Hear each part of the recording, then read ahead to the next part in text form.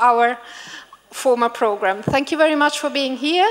I really hope you will enjoy this week here with us. Thank you.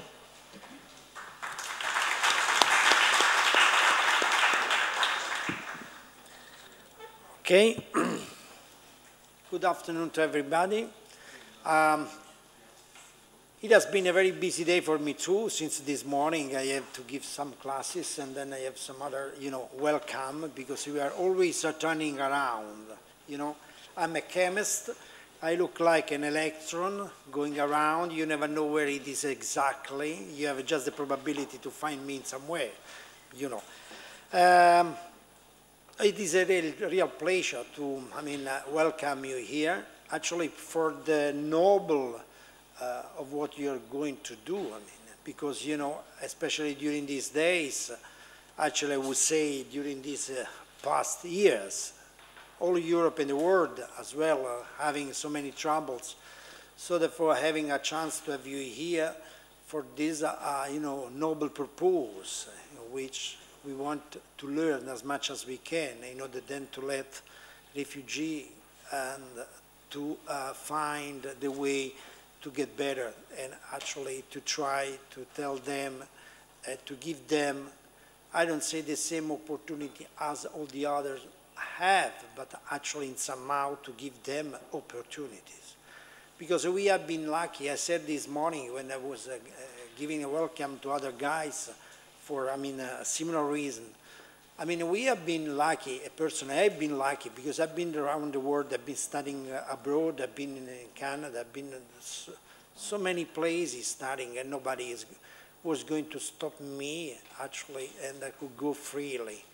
So therefore, I cannot imagine people who have difficulties in moving because the freedom doesn't allow to do that. This is this portrait comes from my, inside myself. And as I said this morning, I have three people, one daughter, two boys. The middle one is starting to become priest, And yesterday he had to step up to become priest. Takes some other years. But the Archbishop yesterday said, we cannot be happy until we don't get the peace, because we have to go into the peace. In order to go into the peace, we have to work hard. We have to do what you all are doing. Try to exchange experience, cultural exchange. We have to be a good trainer, and we have to train other people at the university, because we all have to learn for this, how then to behave. So therefore, this is something which I do feel inside myself. And if we are not able to allow people to have the same things we had since we were born in somewhere, somebody made a mistake. It is too easy to say we cannot do anything. No, we must try doing something. I had just a Skype call at 1 o'clock from a fantastic lady from Milan who has been building 3 hospitals in Madagascar. These hospitals are for women who are cancer in uterus, cancer in breast, and genetically there are problems. So she was talking to me, she was saying, what can we do? And I said, what can we do? We are studying cancer. What do? We can study genetically if we can somehow imagine that something is going wrong, and we will give our know-how to try then to face the problem. So this is the way to work. The way to work is what you are doing. You came here to, for this training internship, and then to teach other people how to behave. And I have just to thank you for your work and for your time, and Sapienza, it is fully involved in this kind of education. As a matter of fact, tomorrow we will have a very great day in Aula Magna, where even our rector will be there to welcome you and to tell you how much we take care of this problem. Thanks.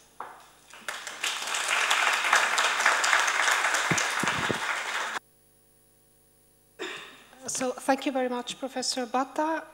I give now the floor to Malala Yoya, and she's 10 years younger than me, but it seems that she has been living for ages, according to what I can read from her CV. So thank you very much again for being here. Thank you.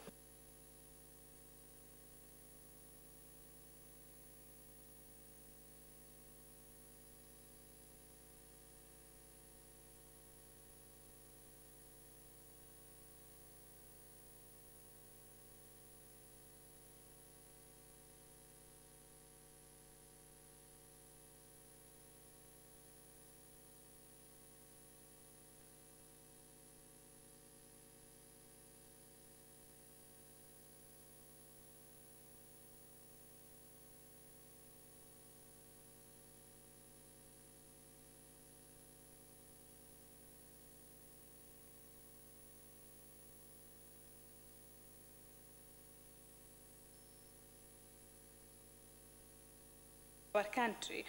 And we are bombed, suicide blasts, drone attacks, public executions, gang rape, abduction, drug addiction, and drug trafficking, awful corruption, and many other tragedies treat the life of its people every second. So I think no need to... You come here, you can tell me which is the presentation, and we will open it, and you can use it by yourself. The last one, the final.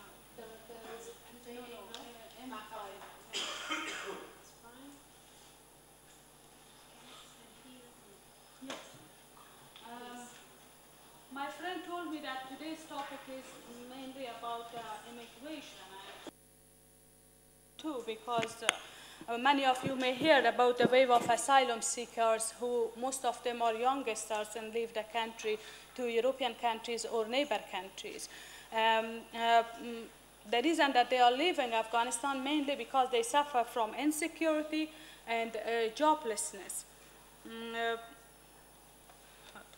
As always, I say to be refugee is not a crime. In these countries, when they are coming, they face different kind of human rights violation.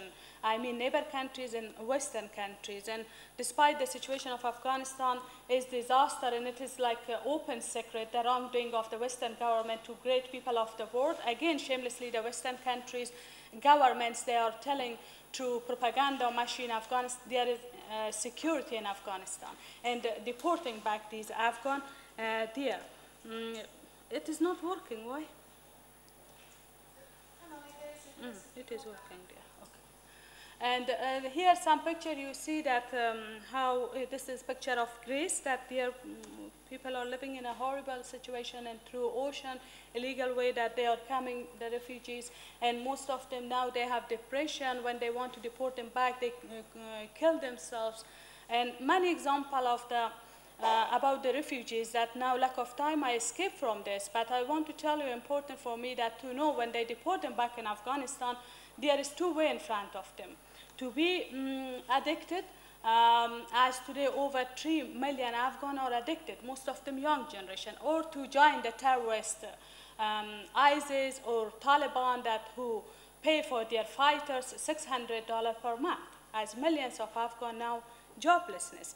And my message to the great people of the world is that the responsibility of the disaster situation of Afghanistan, the Western government has, that who replaced the barbaric regime of the Taliban with fundamentalist warlords and is still supporting them. And they must act according to international law of refugee and human rights convention to them. Anyway, but still they continue to their wrong policies. Here is the some pictures of the bunch of warlords and some so-called Western technocrats who compromised with these warlords, that they are in power in Afghanistan. In this 20 years, they already were in power. And around these pictures, you see these small pictures as example of their brutalities from 92 to 96, when they were in power, before domination of the Taliban. And alone in Kabul, they killed more than 65,000 innocent people, even raped 20-year-old mother, 7-year-old girls, different kind of violences like Taliban. And this picture you see on that time from 92 to 96, the woman used burqa. That disgusting burqa, as always I call it, symbol of oppression, gave safety to the woman. Still, most of women of my country, I use burqa too, just to be safe. Same like Taliban time that we were hiding our books under burqa. And shamelessly, mainstream media, Western governments were telling you that first time we brought women's rights in Afghanistan after 9/11 tragedy. But at least this piece of newspapers report and said the picture you see on the top, that how women, they dressed like Western people more or less, and they played their role in the society. They had limited rights. But again, another picture you see, even today, most of women, they use burqa to be safe. And only these pictures tell you about their lives, while there's many other reports and book has been written that you should know about our proudful culture and shining page of the history. Only they are telling you about the dark period of the Taliban. And this picture is the Farkhunda's picture, 27 years old woman, young woman in Kabul, just few kilometers far away from the palace presidential office. In a very horrible way she was killed. Many of you may hear this shocking news. By presence of the troops, Afghan and foreign troops, in a daylight, she was killed. Only this example is enough to tell you about the wrongdoing of the Western governments and their claims that they are telling you that we brought women's rights in Afghanistan. It's still rape cases, domestic violences, acid attacks, burning the girls' schools, beat women with lashes publicly. Different kind of violences against women is skyrocketing, increasing more. And these few pictures that you can see that still how women are the most and first victims. This report tells you 3,778 incidents of violence against women took place in the 10 months of 2017. And this is another report that says Afghanistan is the second highest maternal and child mortality rate in the world. This another report that just recently happened, 1st of February, that a 22-year-old woman publicly beat it in the northern part of Afghanistan, while many other pictures we have the same repeated in different provinces, just lack of time I escaped. This is, you see, our parliament, our three forces infected with the voices of these fundamentalists, misogynists, and one is the parliament. The parliament, this 17-year-old girl, she was raped by a member of the Provincial Council of Bamiyan Province, the big picture that you see. And this three small other pictures, one is the brother of the rapist and two other belong to the extremist party of this rapist. And they are in the parliament. This three other is parliamentarian. And then when they rape, that man rape Shakila and then kill her, this became a big issue in Afghanistan. Even people organized demonstration. But despite we had a case for this, it became internationally also famous. Then at the end, these cases ended in the favor of the rapist. Why? Because our court is infected with these virus of fundamentalists and very corrupt court have links by these warlords. And this is another report about education, that Afghanistan is the fourth worst place in the world for girls' education. How much education is important.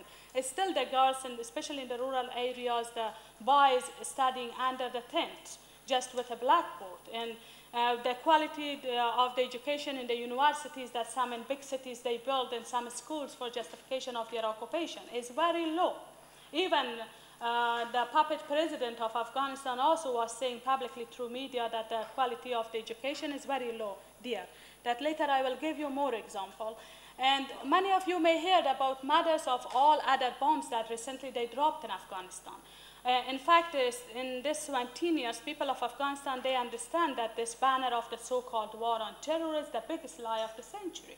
In fact, they changed our country to the laboratory machine for the test of their deadly weapons there. For example, this bomb, when they dropped in Afghanistan, they are claiming that we dropped it against Daesh, ISIS, or Taliban, another big lie. In that area, no ISIS, no Taliban. Anyway, but then you know how much dangerous for our environment, for our agriculture, and many women that who born, their children born, they are disabled children.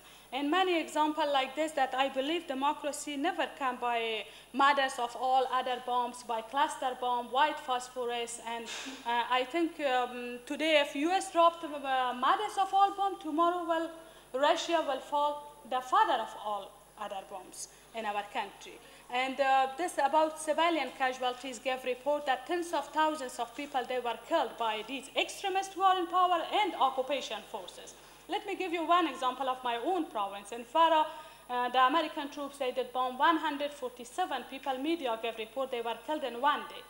Even used white phosphorus, most of them women and children. In Kunduz, German troops in the 17 years in the past, they dropped a bomb and 90 people, children were killed.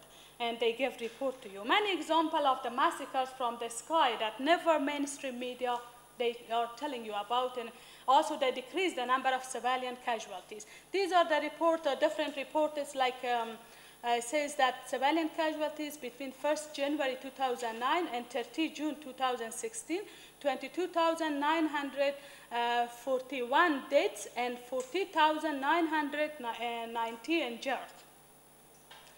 And this is another report about 29 August 2017 that tell you women wounded during an airstrike in inHERE province.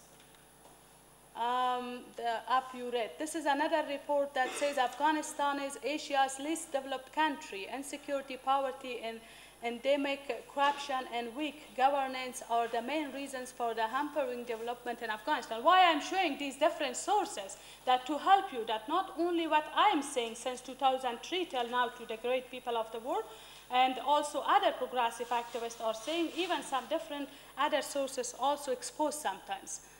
And this is a report about the poverty and hunger in Afghanistan, that approximately 12 million Afghans earn less than 45 cents a day. Approximately 9 million Afghans suffer from hunger and are in danger of starving. And recently, WFP also gave a report that 13 million Afghans, their life is in danger because of the hunger. If the whole report, if you want to know, you can go to their site. And this is about the corruption. Over $100 billion this government received from the so-called international community, from the US government, NATO, Italian government. Most of these money went into pocket of these corrupt people. And now they are telling you a kind of their achievement that they tell you before Afghanistan was the third most corrupt country, now it is the fourth. While they are not telling you the reality that now, again, they want to forget Afghanistan, less money is coming from the international community that to be looted by these looters. That is why now Afghanistan is the fourth most corrupt country.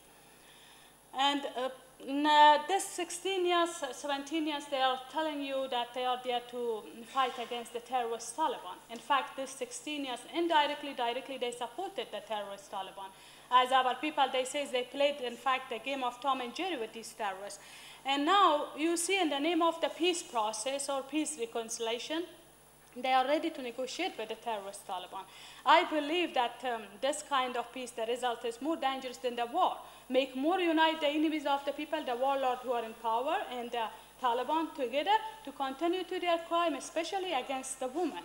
And I think you agree with me, peace without justice is meaningless. The only demand of Afghan people, these victim families, is justice. But they want to even offering for them political party, office, that should have these terrorists. And another big lie of the US and NATO that telling you about this fake banner of the war on terror, that Gulbuddin Hekmatyar, this fascist man, this 17 years, his name was in the blacklist of the US and also UN as a wanted criminal. Now they invite him to join this puppet corrupt mafia regime, and he welcomed like a king in Kabul. Countless expansive houses in the safest area dedicated to this man. And he recently, publicly, through media, he was saying to the people, make religious context for suicide attack. Even this bloody party, the suicide attack in Kabul 3 years ago, a law professor, a great human rights activist, her name Hamida Barmaki. She, 4 children, her husband, all family were killed in the suicide attack of this terrorist man. It is enough if you go to see Human Rights Watch, Amnesty International, Rawa's organization, Facebook, many books has been written that, but again, he imposed a situation will be more disastrous, especially for the women. And this extremist bloody party in 70s, on that time that women come out without a scarf and they played their role in the society. First time in the history of Afghanistan, this party threw the seed on the face of the woman. And people call him Butcher of Afshar, because during the Civil War, he dropped hundreds of rockets And people call him racketeer now, instead of hikmatyar. And this is another picture that shows you how the Western government not honest for us, not only Western government, UN. Look, UN high-ranking official, the name you can read at the bottom, that in Kabul just recently, this photo I received from these Afghan progressive, that how she take the hand of this powerful warlord who is photocopy of Gulbuddin Hekmatyar and walking on the streets of Kabul. So this is not democracy. They betray democracy in the point of view most of non-educated people of Afghanistan, while democracy is government of people for people. You see about the drug. They say that we are there that to fight against drug or to bring democracy. Look, the report you see there is that at the beginning 94. This is the during the Civil War, how opium production was less. And then 2001, Taliban time, how much almost these terrorists destroyed opium. But now you see how much opium increased. And so the drug, you know how much dangerous. And we have a famous saying in Afghanistan that the rabbit have responsible of the carrot. The drug traffickers and mafia are in power, impossible that the drug to be uprooted. And even the drug found its way on the streets of New York and Europe. Once maybe you hear that New York Times gave report, Washington Post, that even about brother of Hamid Karzai, that a famous drug trafficker, and many others who are in power, sometimes get exposed. This is another report about the drug that you maybe already read it. This is the recent report that says opium production in Afghanistan increased by 87% to a record level of 9,000 metric tons in 2017 compared with 2016. And this is about how women and children also, they are the victim of the drug and they become addicted. This report says 3.5 million people, 11% of the population, have substance abuse problem. Between 650,000 and 890,000 are women and 100,000 are children. And this is about the eager of our people to the education. If these extremists allow them, despite of all these risks that poison them through acids on their faces, kidnapping, raping, but still people have eager and these brave children, when the journalists go to the hospital asking them, when you become healthy again, do you want to go? They say yes. This is hope. And now in this picture you see that even BBC gave reports, some mainstream media, that Jahan Top, 25-year-old woman with the baby on the arm, giving exam of the entering in the university. And the whole story, if you want, then you can go to the websites that to see. I give you the link to. And this is the school that we are recently with a journalist. I went, I'm a filmmaker from Ireland, want to follow my life. And Jalalabad, I went there, I met a school that the children is still, as I told you, studying under the tent. And here's some number of the school that you, pictures of this school that they are still studying on the floor, you see. And then I asked them, what do you want? They said, we want a school. Then in this trip, one planning is I do campaign for the school. As always, I say to great people of the world, empower our people educationally, because I believe education is a key toward the emancipation of our country, especially. Imagine when half of the population to be educated, then they can play a wonderful role in the society and can bring huge positive changes. And I wish Afghanistan did not become bombardment by these occupiers, I mean these blind massive bombardment massacres and all these bombing dropping. I wish to become bombardment by schools, hospitals, clinic, literacy courses, computer courses, that we live in the century of 21st. Afghan people also want. And about the resistance of people, you know, they are in Afghanistan two ways in front of them now. As now it is clear for them that our country has been occupied, and the neighbor countries also meddling in this situation. And one way is to sit silence, to do compromise, that never our people do. Another way is to do a struggle, to do resistance. And we have proudful history of the resistance of our people. Never they accept the foreigners that 3 times in the past British occupied. Russia as a superpower faced with resistance of Afghan people. Now it is really a prolonged struggle, it takes time. And you see this resistance, this is famous in the name of the Tabassum Revolution. Tabassum, 9-year-old baby with few other Afghan. They were Hazara ethnic minority. They were beheaded in an awful way by terrorist Taliban. They were passenger, arrested and were killed. And when the people found the dead body from different ethnic of Afghanistan, they come on the streets and they were yelling. Tens of thousands of people, they were going toward palace office in a cold weather, running there, raining there, and then yelling against government, against the Western government, also this puppet regime, asking for justice. But who listened to the voice of the people? Just recently in Helmand province, another big demonstration, tens of thousands of people come on the streets. Every day, different corner of Afghanistan, people come on the streets, despite there is, every day, I told you, suicide attack. But they fed up. That is only way in front of them. You are the one to join your hands with them that as mainstream media propaganda machine never tell you. And this number of books that I want to show you that if you had time, please read it. Devil's Game, Robert Dreyfus wrote. It's a wonderful book, tell you about the reality of Afghanistan and this war, so-called war on terror, and also especially the warlord. And this book, Bleeding Afghanistan, also tell you about Afghanistan. Sonali Kolhatkar, Jim Ingalls wrote. I is for Infidel, Kathy Gannon wrote. It is also a very good book to know about the nature of these warlords that who after 9/11 replaced by barbaric regime of the Taliban imposed on Afghan people with mask of democracy.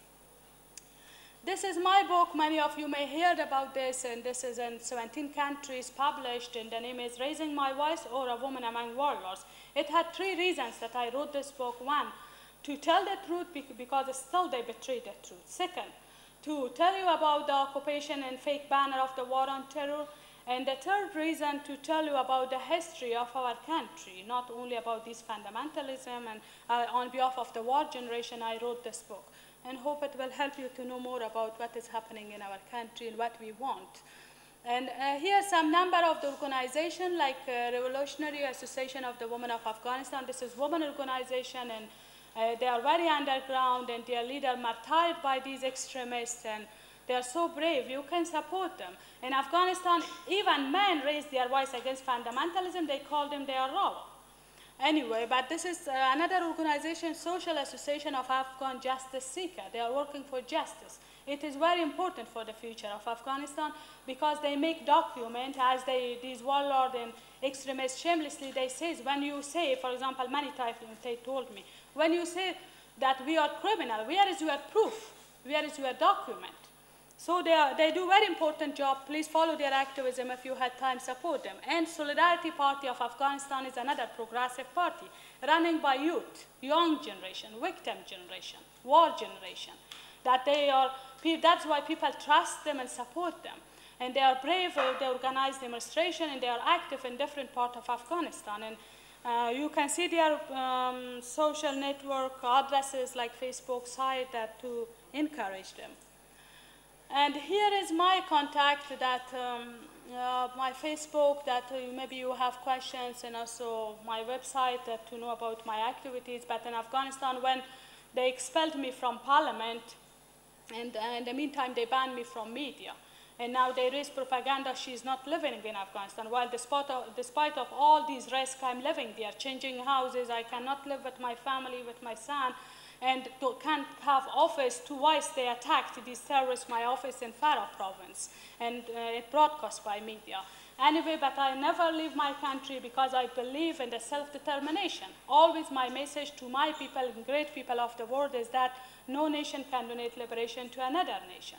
So women's rights, especially these values like democracy, is not a bunch of beautiful flowers that someone gifted us. We are the one that must try to achieve it. That's why I'm there mainly to raise political awareness of the people, especially women, to lead them to the right direction, to be more organized, more united for the future of Afghanistan. And what we are doing, planting for the future generation. And this was briefly what I told you about what is happening in my country and about the situation of the refugees. You already know, you may hear. And today, if the Italian government do not deport Afghan people, tomorrow maybe they deport. Unfortunately, they waged this criminal war not only in Afghanistan, in Syria, in Yemen, in Ukraine, in Palestine, in Libya, in many other countries. And now you see that how they dropped bombs in Syria, that the victim is the children and the ordinary people. That when I follow the news in these other war-torn countries, it reminds the history of Afghanistan of these 4 decades of the war. So we can understand each other very well. And I'm really inspired by the struggle of these brave women, for example, Kurdish women that you maybe heard about, and also resistance of Palestinian people in many other countries, war-torn countries, that we believe in international solidarity, and I really ask you to join your hands with us and do not let them once again to forget Afghanistan and suffering people of my country. Thank you.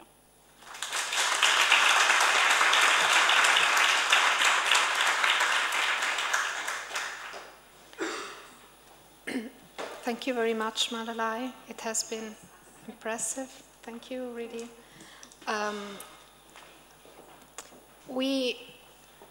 With Malalai, we have seen which are the origin of the crisis of refugees that we live nowadays in Europe. And the whole week, this week will be dedicated to what we can do to answer this crisis. I'm now going to give the floor to Mrs. Cristina Stefanelli. She is from UNIMED. UNIMED is the Association of University of the Mediterranean, which is coordinating the inHERE project, which gave us the opportunity to be here all together today. And she will introduce you to the main activities and results of this project. And then you're welcome, Christina.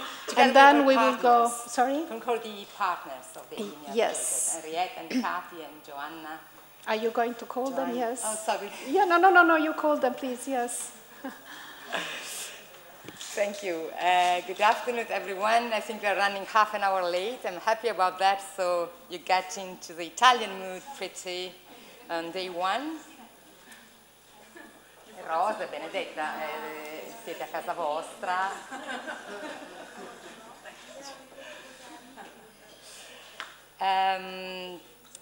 Welcome to everyone. Thank you, Sapienza, for all your amazing work, for making this training week possible. And I'm really happy and honored to be with this fantastic group. And I hope that we will have the opportunity along the week to know each other. We were planning for a nice breaking session, but yeah, we didn't make it because we have never done a true ice-breaking session. So put all your energies to get in contact and know all the other participants during the sessions and the coffee break.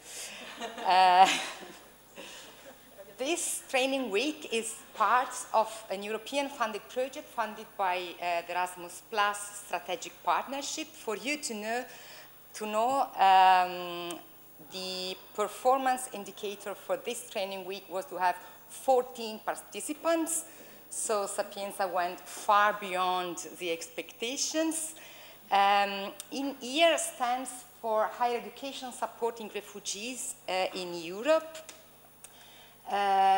We started thinking about this, putting together these proposals, being aware that many universities are setting up initiatives for the integration of refugees within the higher education system. However, there is probably a lack of coordination, a lack of knowledge sharing among the different departments within the universities and across Europe. So the idea of inHERE, the overall aim of the project, is to strengthen knowledge sharing and peer support and academic partnership to facilitate the integration of refugees within the higher education system in Europe. Partners, well, the project is coordinated by UNIMED. I'm the project manager for inHERE at UNIMED, and I have to say that with this fantastic partnership, it's really an easy task.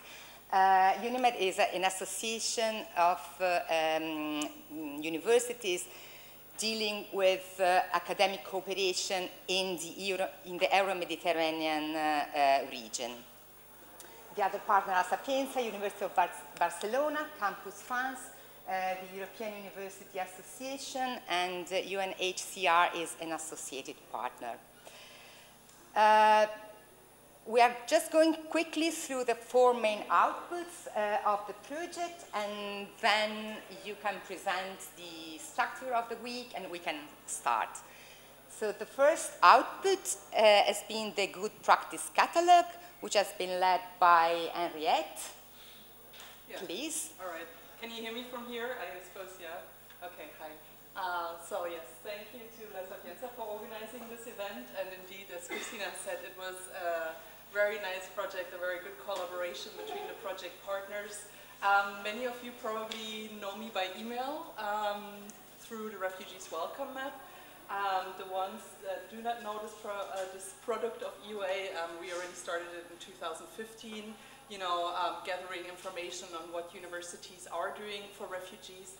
EUA, the European University Association, represents 850 universities in 48 countries, and I'm very glad to say that a lot of them are highly committed, including refugees, including yours as well. So the first output, as Christina said, was this good practice catalog. So at the time we had about 220, 230 initiatives on the map, and we actually set about the task to go through all of them, follow up with a lot of them, and try to see what we mean by good practice in integrating refugees in higher education.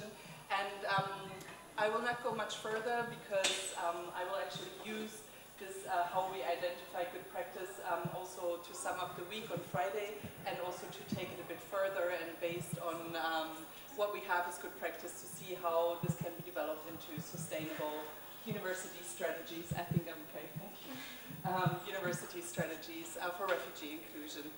So yes, welcome. I'm looking forward to this week, and if you have any questions, feel free to approach me anytime.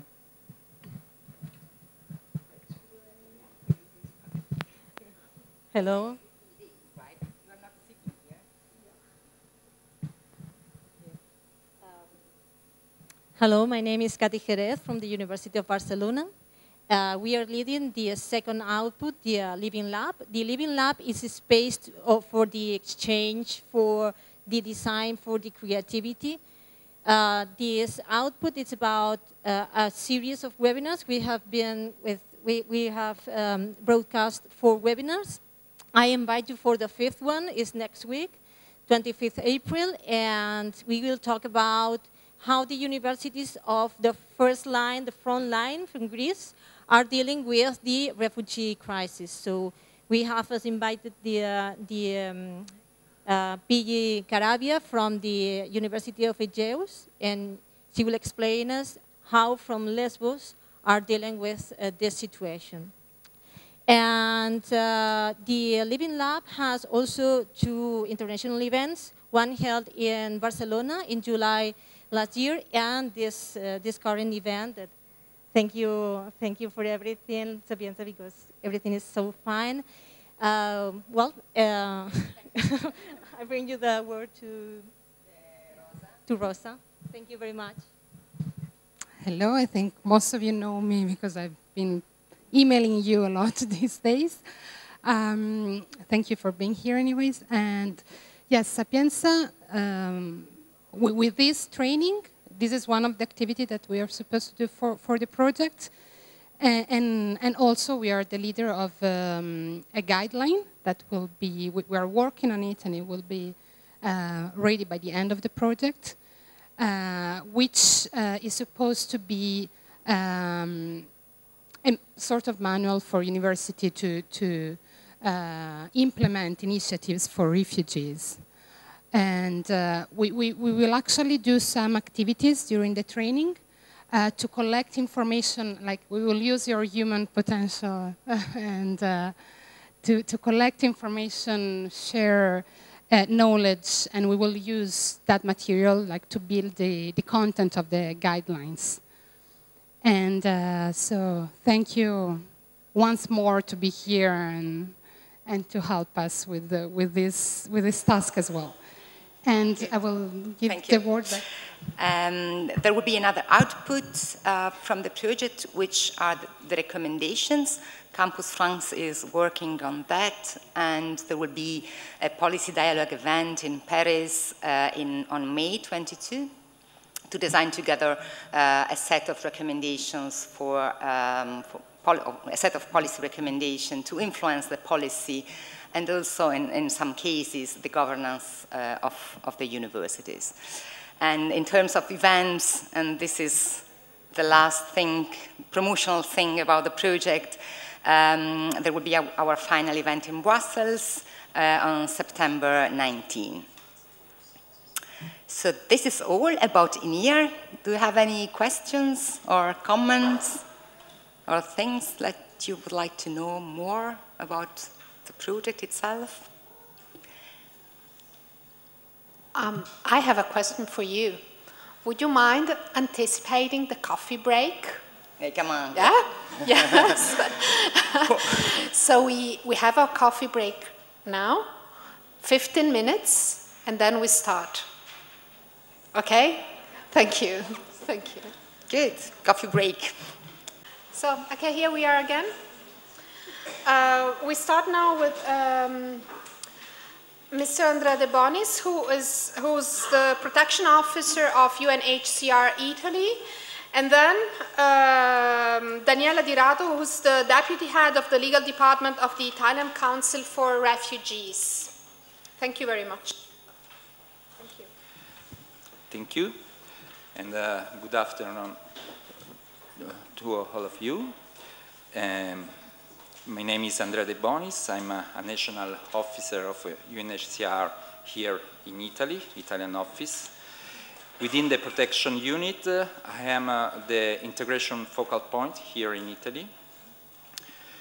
And in this sense, I follow also as the inHERE project.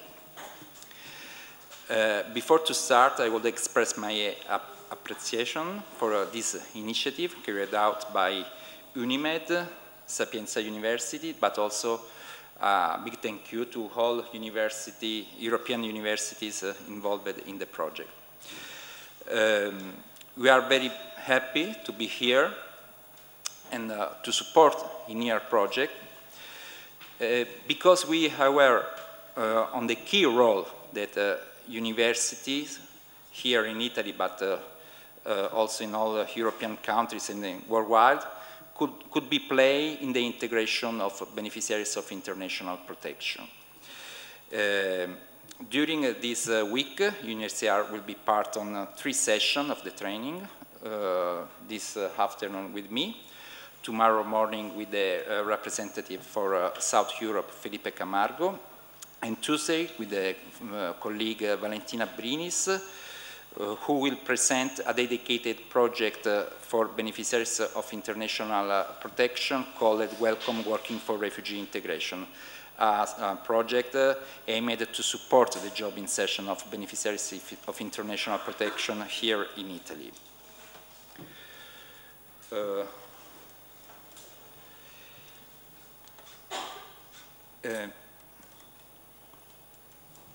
The objective of my intervention is to give you a brief presentation of UNHCR role and also a brief presentation on the development of the international refugee law at international level, with a particular focus on the definition of refugees and the definition of international protection.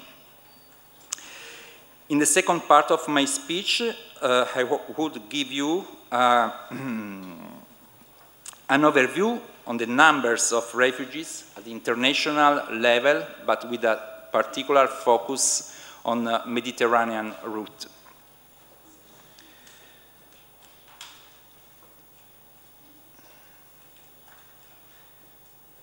I don't know how can move the slide. Doesn't work? No? I don't know. Let me start here. No, no. It's not in the... Here. It's It's not working. Ah, it's not working. Just one second. Non funziona, Riccardo. Forse si è staccato lui. Vediamo un po'. Ok. No, queste sono i cuffie.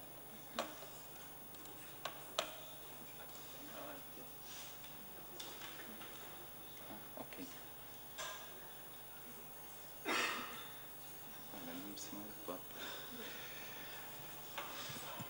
Okay. The UN Agency for Refugees was created in 1950 with the approval of its statute by the Assembly of United Nations. The UNHCR is a non-political agency within the UN, but is a humanitarian agency. Now, UNHCR is present in 145 countries worldwide, not only obviously in the south of the world, but in all countries. The mandate of UNHCR is give international protection to the refugees and find durable solution for the refugees. When UNHCR was created, the mandate of UNHCR is only on the European refugees coming from the redefinition of the borders in the post-Second World War conflict. This mandate was postponed year by year, and only in the 60 years, the UN Assembly decided to sine die mandate since the resolution of refugees problem in the world. For UNHCR, the durable solution for refugees are three: voluntary repatriation in the country of origin, integration, and resettlement. I mean the transfer from the country of the refugees received the first recognition of refugee status to other countries where they can obtain integration.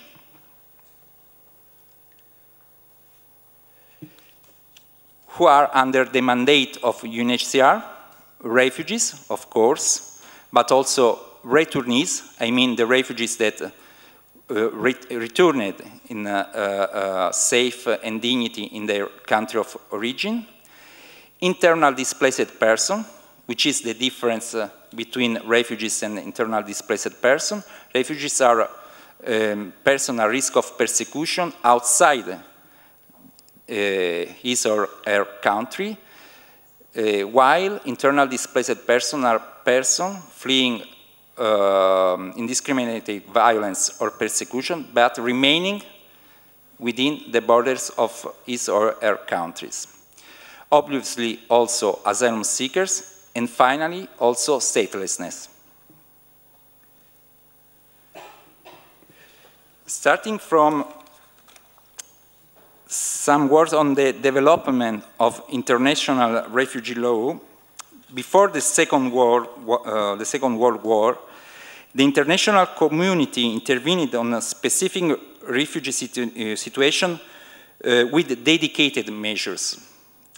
As for example, the case of the Nansen passport created by the League of Nations for stateless refugees and in force from 1922 to 1938. This Nansen passport was created at the beginning for give an answer to the crisis of Russian refugees lost their citizenship following the 1970 revolution. But also this instrument was used for Armenian and Kurd refugees.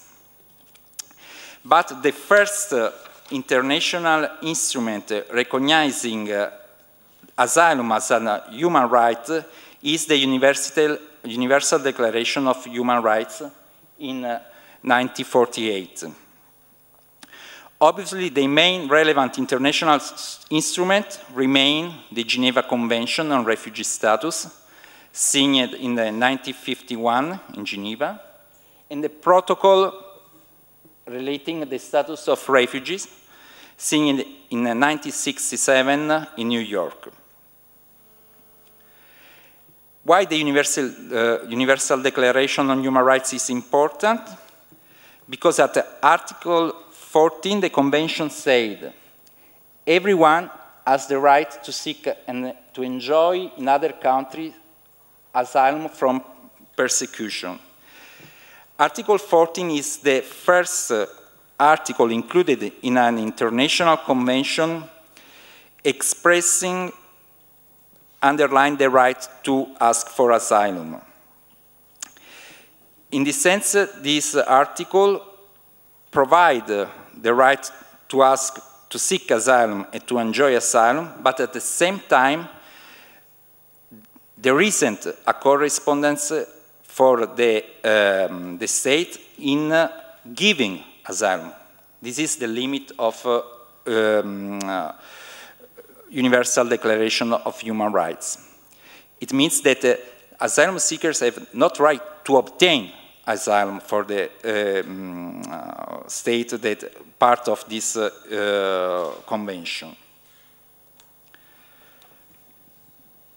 To strengthen the role of the states in giving protection to the refugees and for finding a solution to the refugees, in 1951, the states signed this, the Geneva Convention on Refugee Status.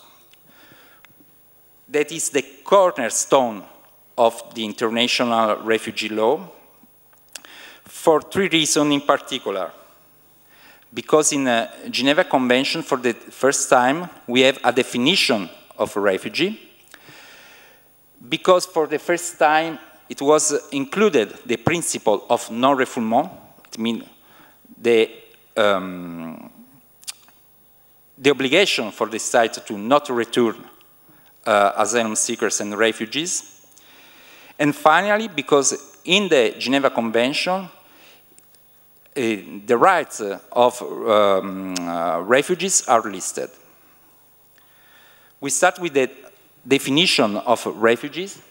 Article 1 of Geneva Convention said,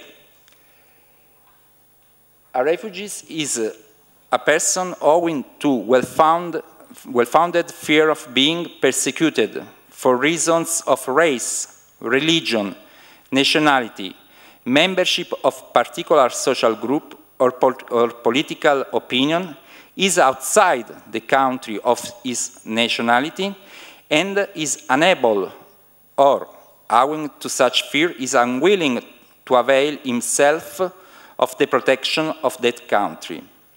Or who, not having a nationality, I mean stateless person, and being outside the country of his or her former habitual residence, as a result of such events, is unable or owing to such fear, is unwilling to return to it. Which are the elements included in the definition of refugee? First of all, the well-founded fear. This element is composed by two aspects. The subjective aspect related to the fear, integrated by the objective component represented by the evaluation of this fear is well-founded. The second element is the persecution, that it is not clearly defined in the Convention, just because the persecution could be realized in many ways, from the threat of the life, but also with the discrimination causes, when the discrimination is at a level that the life of the refugees became not possible in the country of origin. The other element is the link with one of the 5 convention grounds: religion, nationality, race, political opinion, and the membership of particular social group. I would underline in this case that it is not relevant if the persecuted is really part of the political party, or he or she is a believer of specific faith. As long as the actor of persecution considers him or her a supporter of the political or religious movement, or part of the social group. In this case, we talk about imputed political opinion. With regard to the particular social group, obviously it is another ground not really clear and not clearly defined. The international jurisprudence defined it as a social group when the membership or have a common and immutable characteristic, or when they are perceived as a common member of a group. The other aspect, as I said before, is to be outside the country of origin. And finally, the lack of protection of the authorities. Obviously, the lack of protection is in re ipsa, when the actor of persecution is the state. But the lack of protection is also when the actor of persecution is a non-state actor, and the authorities are not concretely capable to protect the persecuted. The other relevant principle of Geneva Convention is Article 33, the principle of non-refoulement. Article 23 said, no contracting state shall expel or return a refugee in any manner whatsoever to the frontiers of territories where his life or freedom would be threatened on account of his race, religion, nationality, membership of particular social group or political opinion. Why this is the cornerstone of the Geneva Convention? Because the principle of non-refoulement integrates the obligation of the state to not return outside in the country of origin, but also in any state where the person, the life and the freedom of refugees is threatened in any way. It is also important to underline that the principle of non-refoulement is not binding only for the state signing the Geneva Convention, but considering that the principle of non-refoulement is now part of customary international customary law, is binding for all countries. In the international jurisprudence, the principle of non-refoulement was also extended, is also extended to indirect refoulement. I mean, the obligation for the state include also the non-return towards state where the refugees is not a risk for their life or for their freedom, but they are at risk to be further returned in a country where they are a risk of their freedom is a risk, on their life is a risk.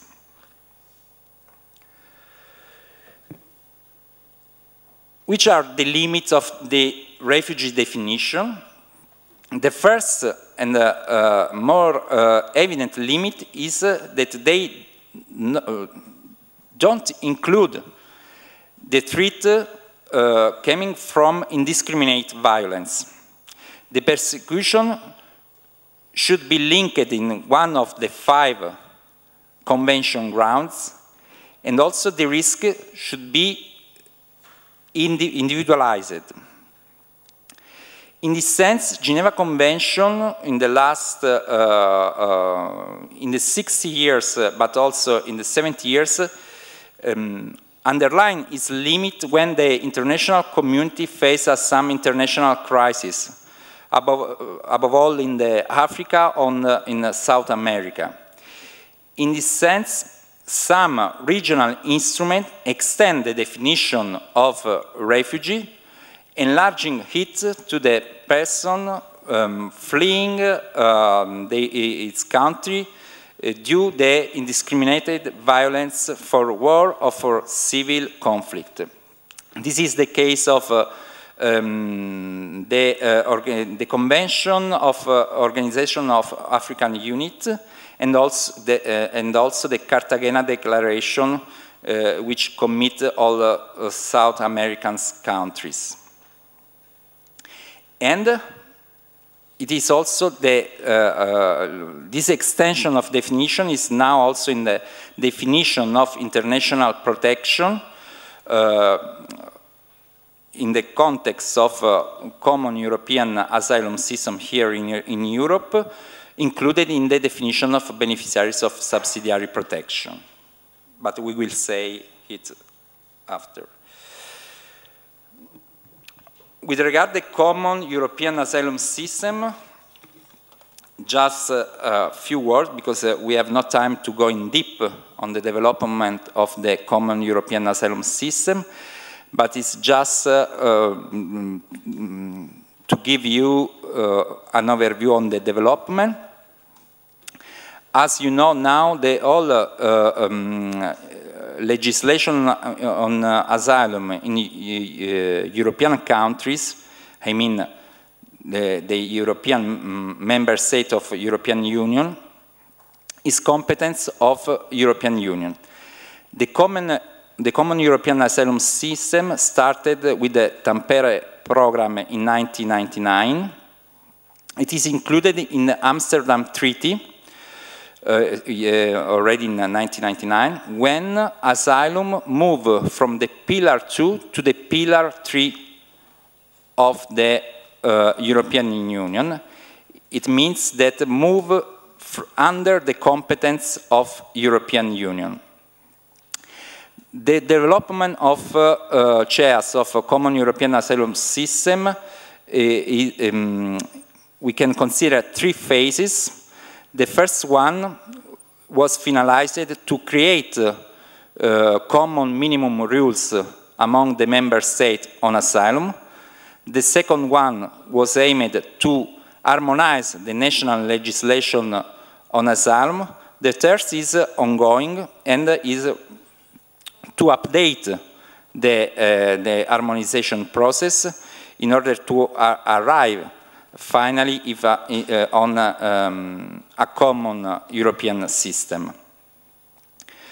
In these last phases, in 2016, started with this European Commission communication in April 2016 towards a reform of the common European asylum system, and with some proposal issued by European Commission in May 2016 regarding specific regulation on qualification and procedure. Currently, the asylum system is regulated by 3 European directives and 2 regulations. I think that all of you know the difference between the regulation and the directives, but just to spend a few words, the regulations are immediately binding for all member states.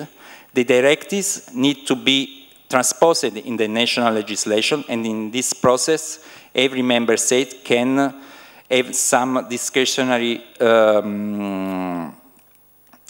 capacity in transposing the directives. I say that at the moment the common European asylum system is regulated by 3 directives, one on the reception of asylum seekers, another one on the procedure for assessing asylum application, and finally the directive on the qualification of beneficiaries of international protection. The qualification directive regulated the criteria for assessing an international protection application, and also the rights linked to this status.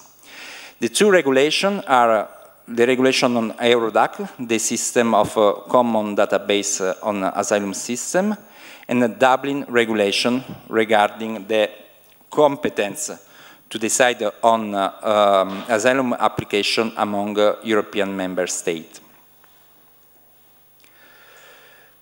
The qualification directives, as I said before, introduce the status of international protection, which is composed by the refugee status and the subsidiary protection.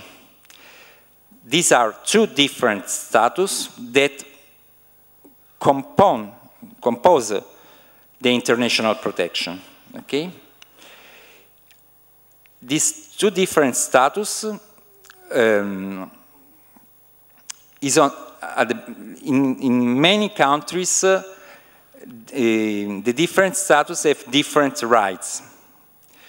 In Italy, for example, the differences are very low, only regarding the access to the citizenship, but in principle, beneficiaries of refugee status or beneficiaries of subsidiary protection have absolutely the same rights.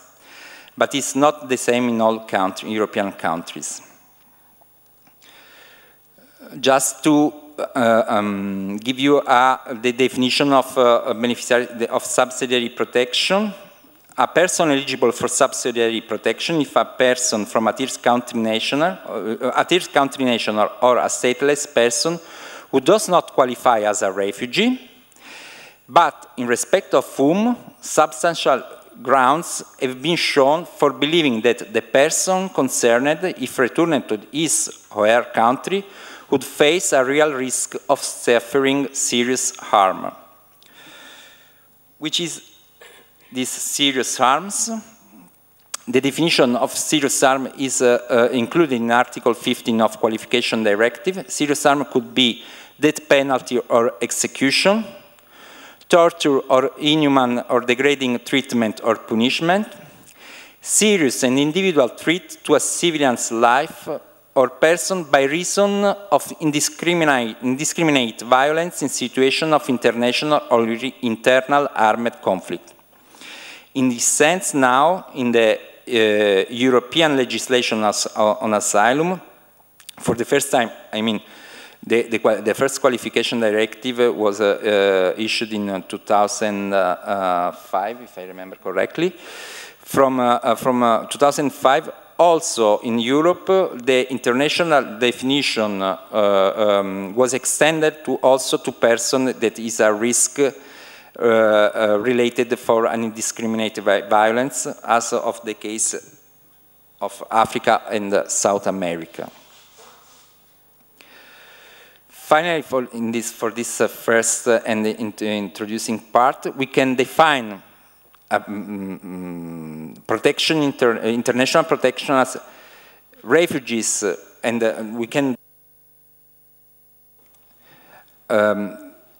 as people fleeing conflict or persecution. They are defined and protected by international law, and they must not be expelled or returned to situations where their life and freedom are at risk.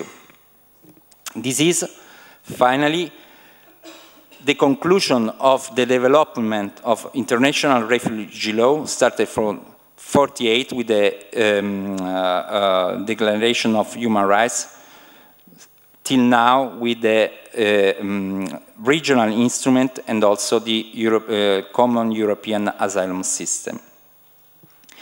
Now I would like to give you some numbers relating the refugees worldwide.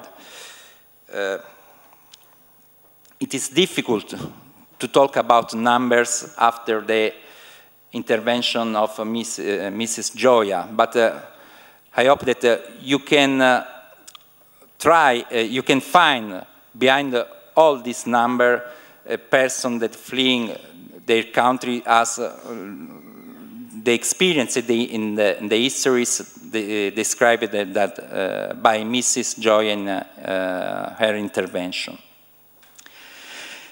The data that I give you now is collected by the Global Trends, a report that UNHCR publishes every year in 20 June during the International Refugee Day. This is the data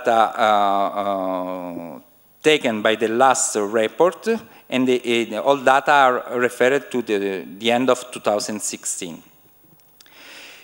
In the world, we register 65.6 million of forcibly displaced persons. Within this number, we have 22.5 million refugees, including 70.2 million under UNHCR mandate and 5.3 million Palestinian refugees under the UNRWA, that is another UN agency competent on Palestinian refugees coming from the 48 and 67 wars. Among the 65 million forcibly displaced are also included 40.3 million internal displaced persons and 2.8 million asylum seekers. Just to give you a representation of this number, 65.6 million people this number is higher than the inhabitants of United Kingdom.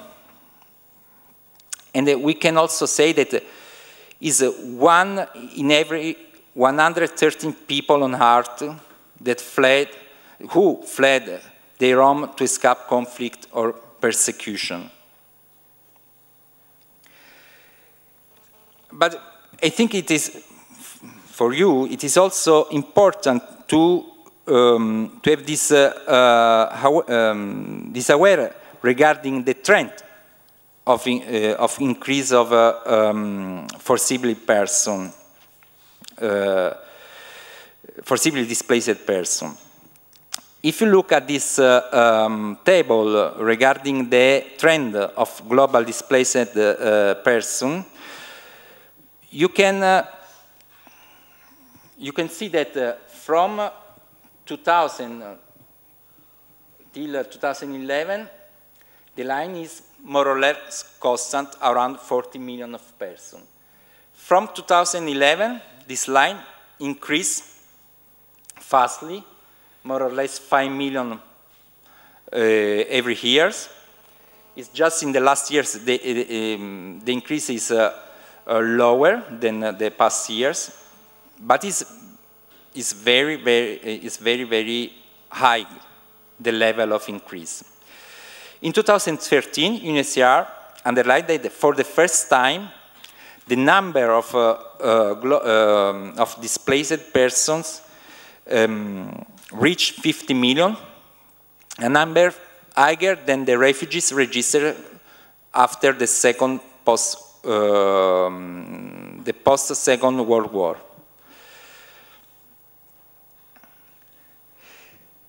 This unbelievable number of refugees, internally displaced persons, is due to new crisis and new conflict, but also protracted crisis worldwide.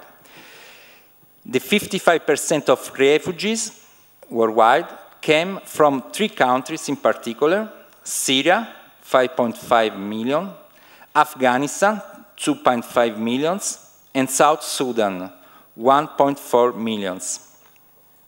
I mean, old crises, as the case of Afghanistan, but also new crises, as the case of South Sudan. Where the refugees live? No, sorry, this is the map. This is another table regarding the major source countries. As I said, the first is Syria, with 5.5 million, but it is interesting to note the increase from 2015 to 2016, and also South Sudan. They doubled the presence of refugees in 1 year. Just the number of Afghanistan decreased from 2015. It is important also to underline where the refugees live. The 84% of refugees are living in the countries with a low or medium income. In the majority in countries near the country, the producing refugee countries. In this sense, the first country hosting refugees is Turkey, with 2.7 million of refugees. The Pakistan with 1.4 million, mainly Afghan. Lebanon with around 1 million. Lebanon, Iran, and Uganda with around 1 million of refugees. Lebanon, mainly from Syria. Iran, mainly from Afghanistan, and Uganda from many countries in the region of Big Lakes. It is also interesting to underline the relation between refugees and citizens. We can look at the situation of Lebanon, where every 1,000 citizens there are more or less 180 refugees. In many schools, the number of Syrian students is higher than Lebanese students. I think that this data, it is important for everyone, because when we take part in the debate in our country regarding the presence of refugees in the countries, it is important to have a concrete overview regarding the international situation of refugees. Because also if the presence of refugees is important in the European countries, it is also true that it is very lower in respect of the situation of other countries in the south of the world. Another aspect to be underlined is related to the protracted situation. For UNHCR, a refugee protracted situation is when refugees are in this situation for more than 5 years. Please look at the percentage of refugees in protracted situation as is increased in the last years, reaching the 70% of all refugees in the world. Obviously, this unbelievable increase from 2015 to 2016 is due to the Syrian refugees, because in 2016, after 5 years of war, we start to consider Syrian refugees as refugees in protracted situation. With regard to returnees, in 2016, the number of returnees is around 500,000, but is very low compared to returnees in the 19th and in the first years of 2000. This is because at international level, any crisis finds a solution, and the number of refugees increase year by year. With regard to internal displaced population, we have around 7 million of internal displaced persons in Colombia due to the civil conflict in this country. In this case, we could be optimistic regarding the possible solution for this person, considering the recent peace treaty among the parts of this conflict.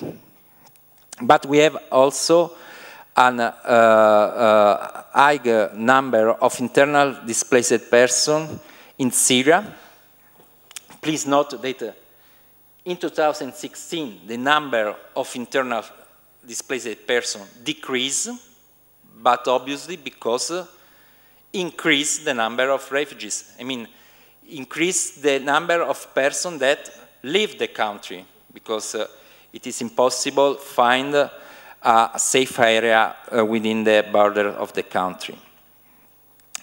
Significant number of internal displaced persons are also registered in Iraq, Republic Democratic of the Congo, Sudan, etc., Nigeria.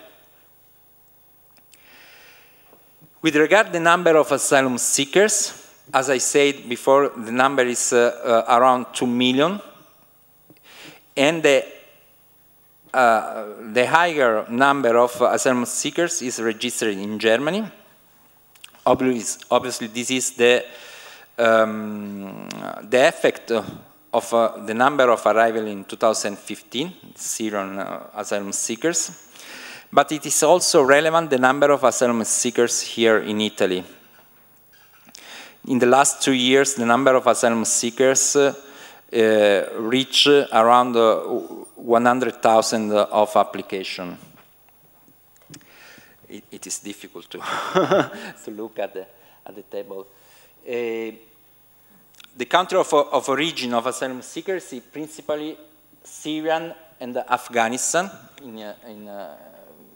and Iraq, principally in the European countries. This is a table regarding the increase of asylum application in the European Union 28 states that reached in 2015 and 2016 1 million of applications, and decrease in the first months of 2017. The final data is more or less around 800,000 of applications in Europe, a significant decrease compared to the last 2 years. And this is due, obviously, to the Turkey-European Union agreement, but also is due to the decrease of arrivals from Libya here in Italy. This last sentence permits me to start with a brief focus on the Mediterranean route that affect not only Italy, but also Greece and Spain. These are the numbers regarding the arrivals in 2017 from North Africa, but also from eastern border, from Turkey. In totally 170,000 of persons arrived by sea in Europe.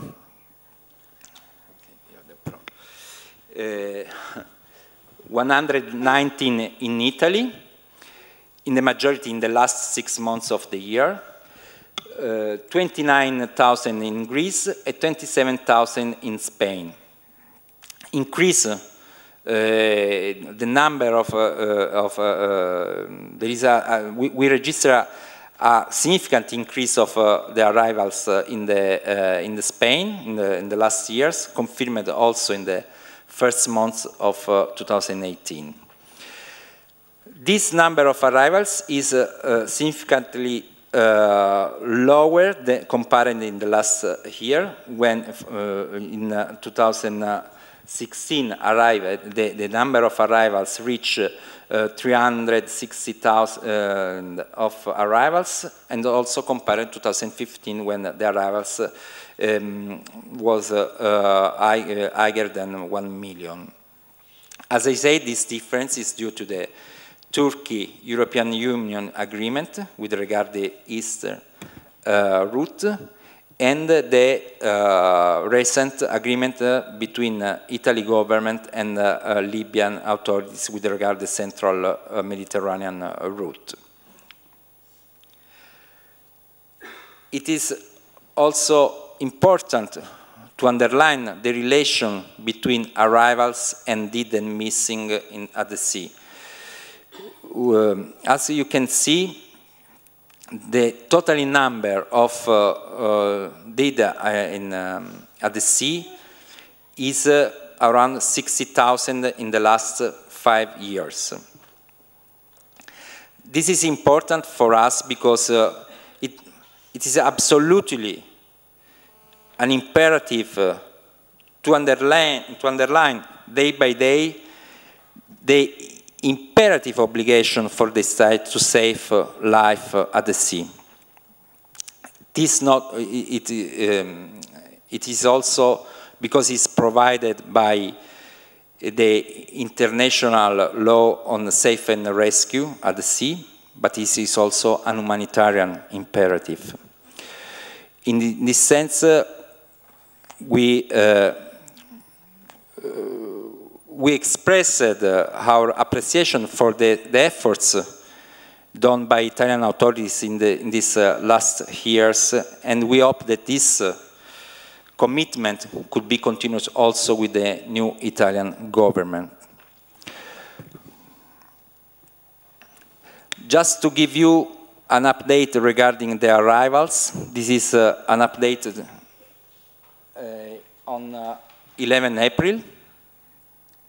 The arrivals in 2018 till now are 60,000, and it is more or less the same in the three routes. 5,000 arrived in Spain, 6,000 in Greece, and around 70,000 in Italy.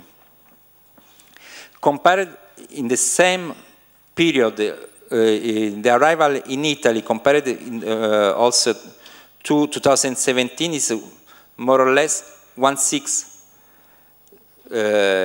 Because in 2017, in April, the arrivals reached 36,000 of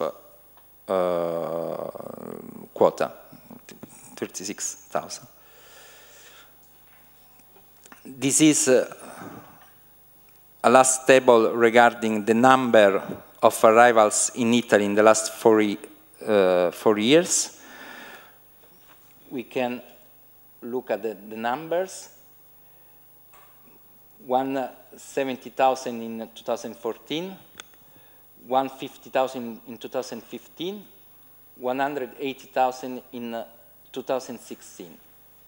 The last data is around 120,000, but as I said before, in the last 6 months of the years, the quota reached around 40,000. I mean, the majority of the arrivals was registered in the first 6 months of the year. With regard to the arrivals in Italy, the majority of the arrivals, this is the demographic, a table regarding the demographic composition of the arrivals in Italy. In the majority are Nigerian, Guinean, persons coming from Cote d'Ivoire, Bangladesh, Mali, and Eritreans. I mean, in the majority, the person arrived in Italy coming from sub-Saharan African countries, but also from Eritrea and North Sudan, Horn Afrique, and North Africa. In this sense, we talk about mixed migration with regard to the arrivals from North Africa. We mean this flux is composed not only by asylum seekers and refugees, but also by migrants that coming from find a job or best solution for his life. In this sense, this crisis related to the arrival is due not only by the international crisis producing refugees, but also due to the European policies on the management of migration and the closure of borders regarding migrants. worker. Another aspect to be underlined is regarding the composition of arrivals is related the gender composition, increase the presence of women among the disembarkation, but also the presence of WASC, unaccompanied and separate children, that reach the 30% of arrivals. That is absolutely an unbelievable number of minors that arrive here in Italy.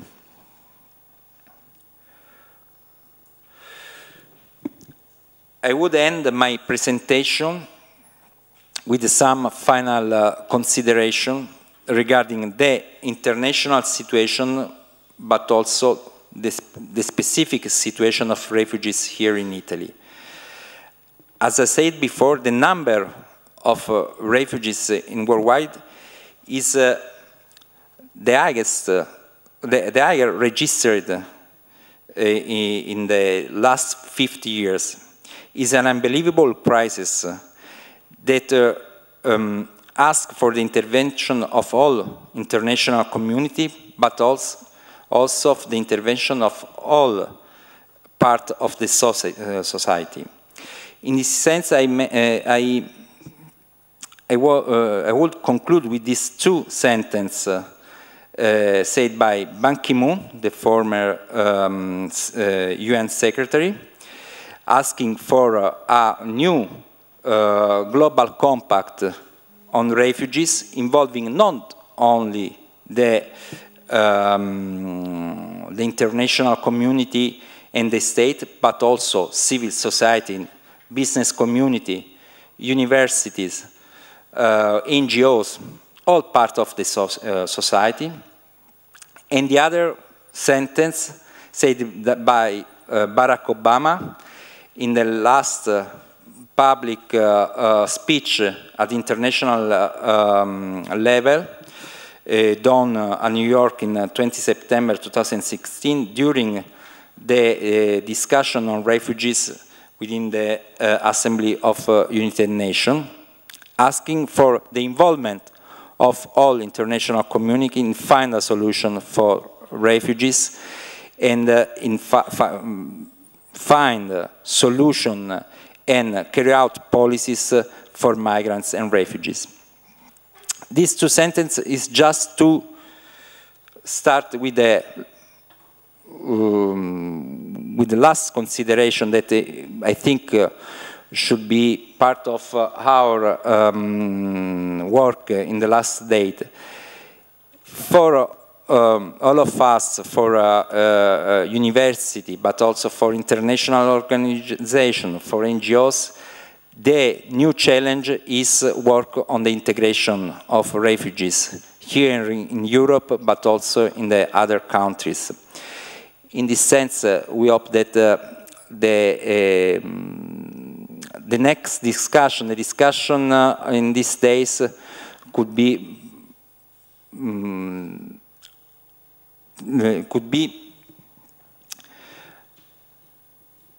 a relevant part of our work in next months, in next activities, in our universities and in our countries. Thank you.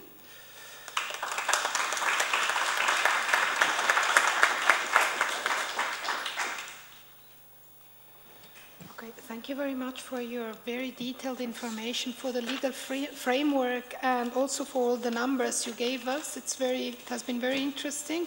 I would give now the floor to Mrs. Daniela Di Rado from the Italian Council for Refugees. Thank you very much. You're welcome.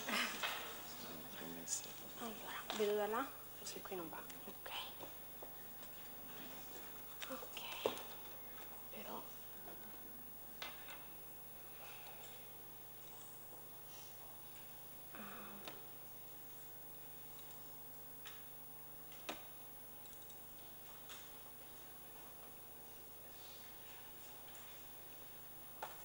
Aiuto? Vai? Questo? Ok. Vediamo se lo prende. Sì. Ok, non mi scorre lì. Ok. So, good morning. No, good morning, sorry. Good afternoon.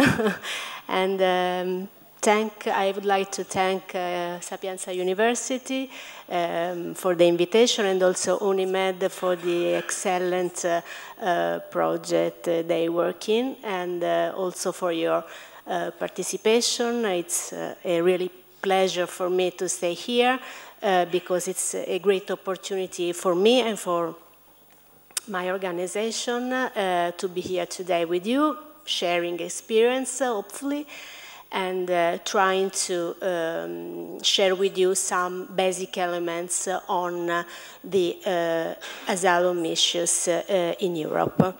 So just a few words to present myself. I'm Daniela Di Rado. I'm a legal officer in the Italian Council for Refugees. Italian Council for Refugees is a no-profit organization based in Rome. But we work also in all the Italian territory with different offices. And currently we are operating also in North African areas. Sometimes it's not easy to stay there, but for the moment we stay. Basically, we provide assistance to refugees and asylum seekers during all the asylum procedure, and once they are recognized as refugee or obtain subsidiary protection in order to help them in the integration process.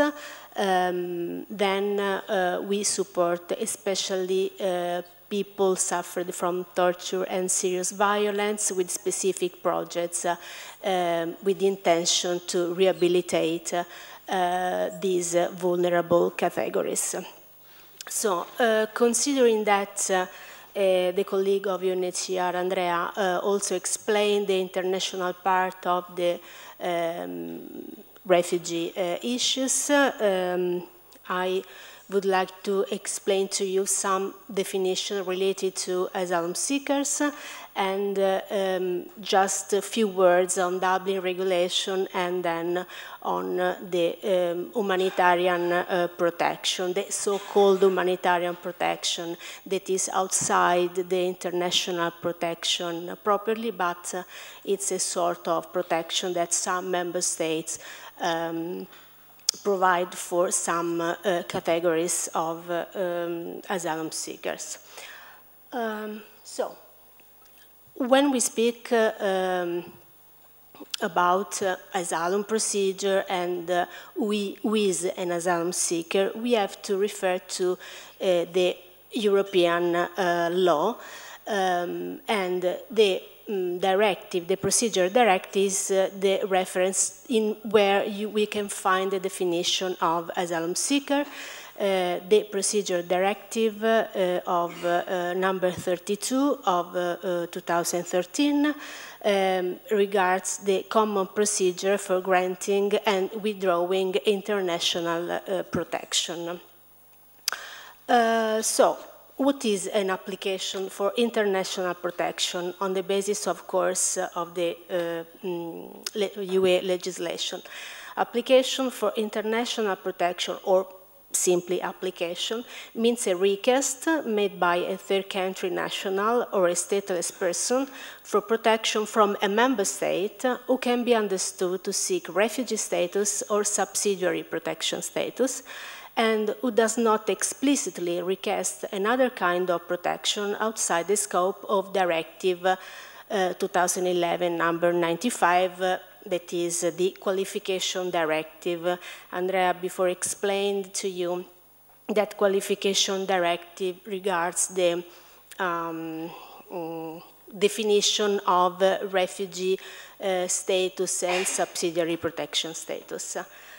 Applicant, who is an asylum seeker or applicant, means a third country national or stateless person who has made an application for international protection, in respect of which a final decision has not yet been taken. What we mean by final decision? The final decision means a decision on whether the third country national or stateless person be granted refugee or subsidiary protection status by virtue of the qualification directive, and which is no longer subject to any appeal procedure or review of the decision. In practice, the final decision is not only the asylum procedure, so from the beginning until the decision issued by the determining authorities, then we see that an asylum seeker to obtain refugee status or another kind of decision should be interviewed by the determining authorities, which is exactly the body, the entity, different in each member state, with the responsibility to assess the claim of the asylum seeker. It means that the final decision doesn't stop at that moment, at the end of the final, the first instance decision, but includes the appeal phase, because all asylum seekers, of course, have the right to appeal against the first instance decision. It's possible to lodge an appeal against a possible negative outcome, and then, and so the final decision includes also this phase.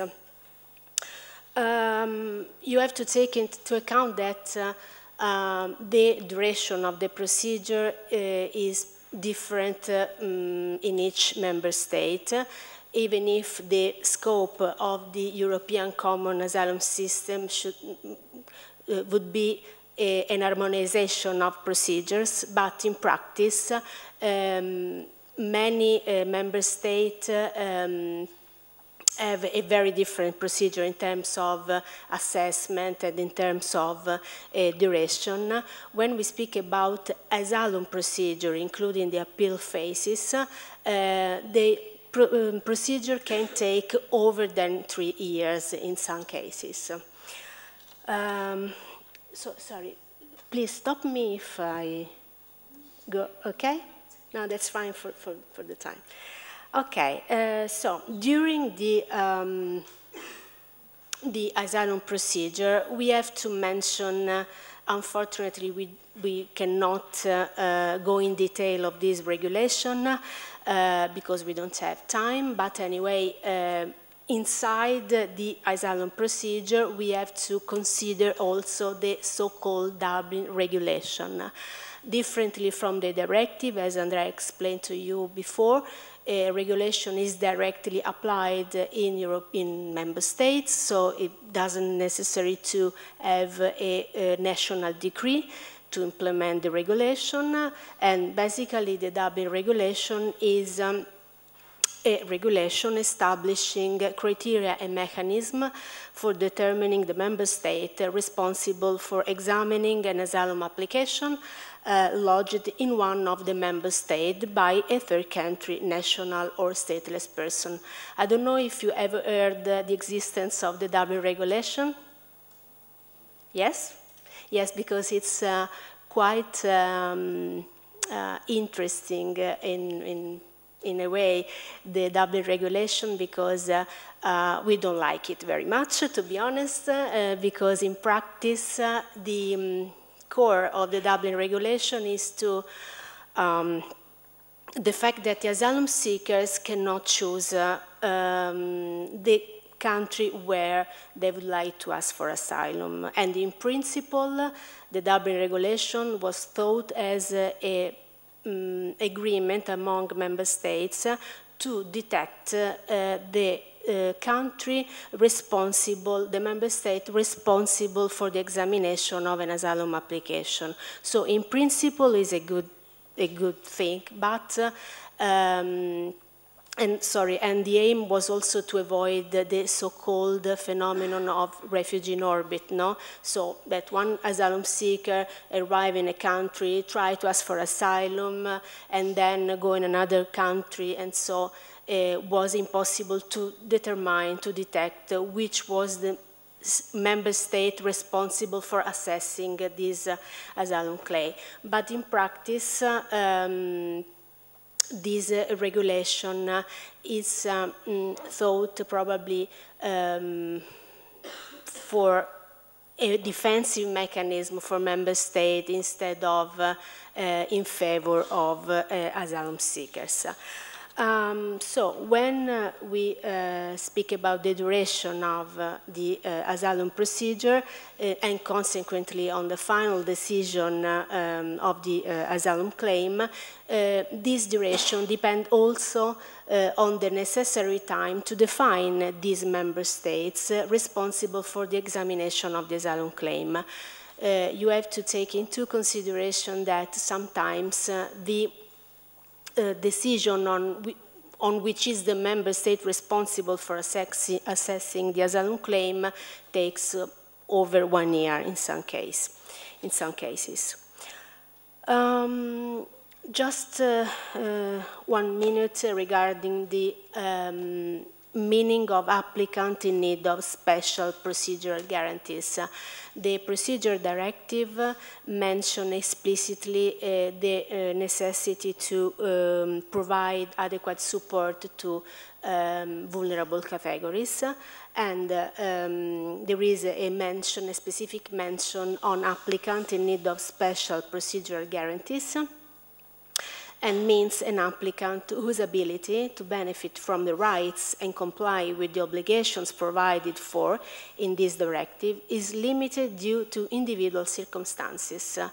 More clearly, Article 24 of the Procedure Directive establishes that member states shall ensure that where applicants have been identified as applicants in need of special procedural guarantees, they are provided with adequate support in order to allow them to benefit from the rights and comply with the obligations of this directive throughout the duration of the asylum procedure. Vulnerable categories are applicants in need of special procedural guarantees. The Reception Directive, number 32 of 2013, that Andrea mentioned before, provide a list of these vulnerable categories, and it's important to read a bit these lists. Member states shall take into account the specific situation of vulnerable persons, such as minors, unaccompanied minors, disabled people, elderly people, pregnant women, single parents with minor children, victims of human trafficking, persons with serious illnesses, persons with mental disorders, and persons who have been subject to torture, rape, or other serious forms of psychological, physical, or sexual violence, such as victims of female genital mutilation in the national law implementing this directive. So, also directive provide this kind of list, and I would like just to provide you an example of a person that we assisted during our daily work. We are talking about Hélène from Congo. She was raped and tortured in her country of origin because of her belonging to an opposition party. Just to explain to you the importance of assisting people during the asylum procedure. Helen was assisted by CHEER legal department, but it's the same. All organizations can provide this kind of assistance because in this case it was extremely important to support Helen not only on legal point of view but also on a psychological point of view. In fact, during the asylum procedure, the legal department of CHEER supported Hélène in collecting elements of a personal story. It means that what is very important for the person, for an asylum seeker, is to collect all important elements in order to provide all these elements before the determining authorities. If a person suffered violence or torture or other serious forms of discrimination and persecution, sometimes it's very, very difficult to tell what you suffered. So for this reason, the role of, in this case, of an NGO, but all entities that are involved in different ways in assisting refugees play an important role. CHERE Legal Department supported Hélène in the collection of the personal story to present to the competent authorities for the proper assessment of the claim. In the meanwhile, the psychologist drafted the certification attesting Hélène's extreme vulnerability. And both the professionals supported Hélène during the personal interview. And also, in her case was, her case was subjected to the so-called priority procedure. May I ask you to detect, in this case, which are the procedural guarantees that we help, that we apply, in your opinion?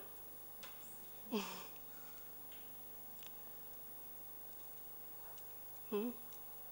Yes. Don't worry. We can.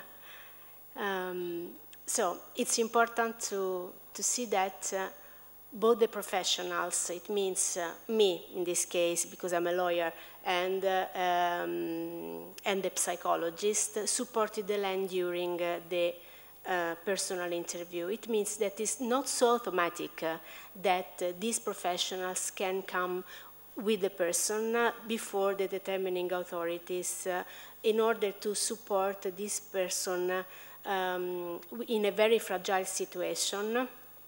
And it's very important because normally the person that can, the person who interviews the refugee, the asylum seeker, can not automatically knows the situation of the person. So the role of the NGO is very important in this case to provide information on the fragility, on the vulnerability of the case. Also the law, in Italy, but in many other countries, provides the possibility to apply the priority procedure. It means that instead of waiting a lot of months before the interview, in this case, this person can benefit from a possibility to have an interview before the normal duration of the procedure. Okay, so who takes the decision regarding the international protection? On the basis of the procedure directive, determining authorities means any quasi-judicial or administrative body in a member state responsible for examining applications for international protection, competent to take decision at first instance in such cases. In Italy, for example, the determining authority is an administrative body, namely Territorial Commission for the Recognition of International Protection, is composed by the Minister of Interior, a member of UNHCR, and also a person from the police, and is in charge of assessing the asylum claim of the asylum seeker. Basically, which are the procedural steps? So when an asylum seeker arrives in a country, in a member state,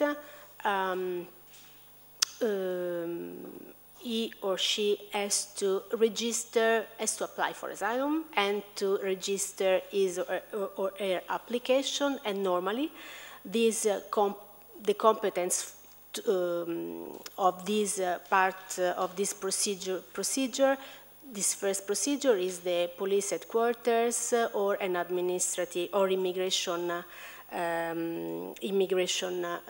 office. Also, border police can do it if the asylum application is done at the border, at the airport, for example, but then the registration is normally formalized before police headquarters in the territory. Pending the procedure, the applicants are generally provided with a residence permit with a reason asylum application, and applicants shall have to hand over documents in their possession relevant to the examination of application, such as, for example, passports or any evidence of their past persecution or what they have in their hand. And bear in mind that refugees or applicants have not the protection of their countries, so probably they don't have any passport to produce, but it's not a common rule. It's possible that refugees can provide authorities with their national passport, but during the asylum procedure and after, in the case of recognition of refugee status, international protection, they have to provide authority with their documents. Then, determining interview before the competent authorities, the applications are examined and decisions are taken individually, objectively, and impartially. All asylum seekers have the right to be interviewed individually and with a proper interview at the presence of an interpreter and applying all the procedural guarantees. On the basis of the qualification directive, the elements consist of the applicant's statement and all the documentation of the applicant's disposal regarding the applicant's age, background, including that of relevant relatives, identity, nationalities, countries, and places of previous residence, previous asylum application, travel routes, travel documents, and the reasons for applying for international protection. Qualification directive provide many elements, the acts of persecution and a lot of rules for the assessing of the international protection request, but in this context I think that it is sufficient to know that all the elements, all the information is useful, all details are important, and then determining authorities interview in detail the asylum seeker on the reasons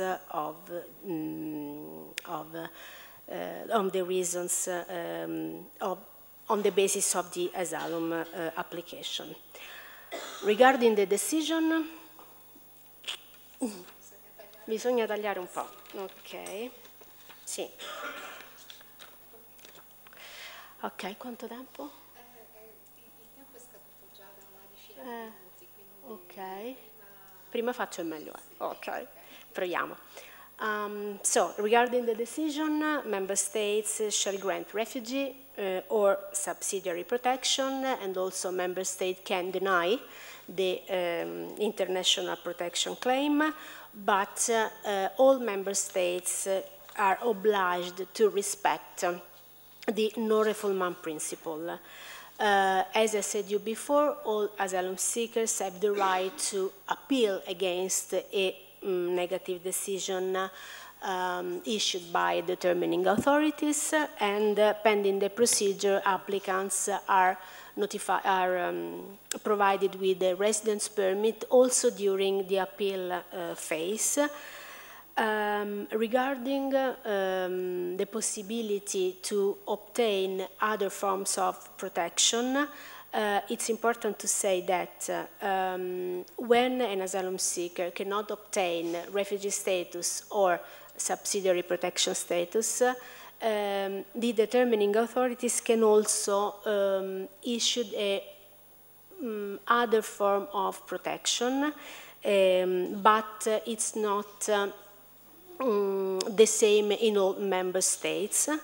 I would like to show you just this graphic in which is explained, in which is not explained, in which is clear that, so in red we have the humanitarian reason, the humanitarian protection. In green we have the negative decision. In blue, subsidiary protection, and in yellow, orange, refugee status. As you can see, the red part, it's very different in all member states. In some cases, there is no humanitarian protection at all. The main countries in this graphic we are talking about 2017 is Slovakia, with a great number of humanitarian protection, and also Italy is one of the countries that issue a certain number of humanitarian protection. What is the humanitarian protection? In Italy, for example, there is the possibility for determining authorities to issue a residence permit on the basis of on humanitarian grounds, based on different reasons. For example, I don't know, health problems of asylum seekers, or the temporary family needs, little children, or other conditions, fragile condition of one of the relative of the family, or because the asylum seeker has already start a good integration path. In Italy, for example, the residence permit is by 2 years, but in other member states can be valid just 1 year, or other duration. Some member states do not issue this kind of residence permit at all. But in some occasions, this kind of residence permit is quite useful, quite helpful for asylum seekers who have a specific and fragile situation on that particular moment. Very quickly, we go through rights granted to asylum seekers. Okay, asylum seekers, as we already said, have the right to remain in the member state pending the examination of the application. In practice, they are notified with a residence permit during all the period of the asylum procedure. They have the right to be duly informed during all the procedure. They have also the right to have an interpreter during the personal interview, and also the right to lodge an appeal and to have free legal assistance during the appeal procedure. In practice, this right is not always respected, sometimes because there is no information regarding this possibility. Also, a lot of rights are listed in the reception directive. For example, right to accommodation during all the procedure, right to family unit, right to education of minors, right to employment no later than 9 months from the date when the application was lodged, right to vocational training, a right to health care. Regarding the education, probably you know better than me the situation. Anyway, the provision set out on the reception directive doesn't specifically mention adult asylum seekers, nor establishes legal barriers to asylum seekers' access to the member state's education system.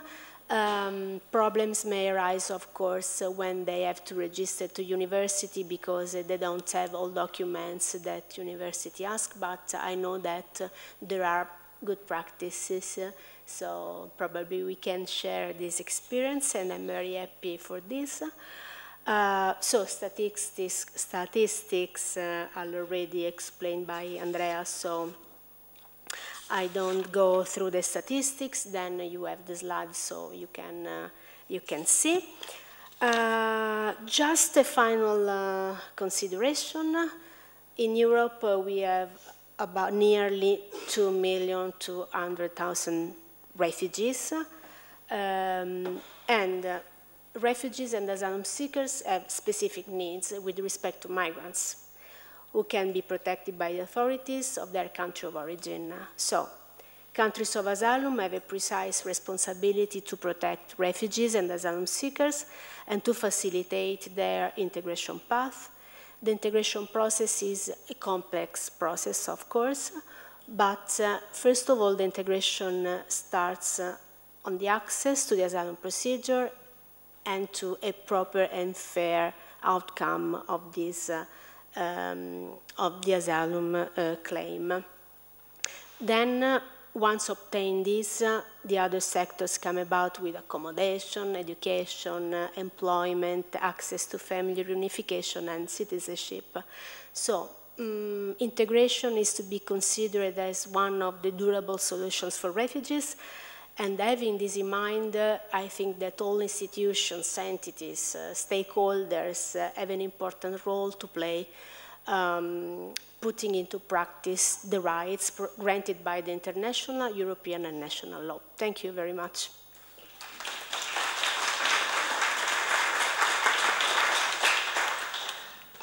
Are there any questions? Please.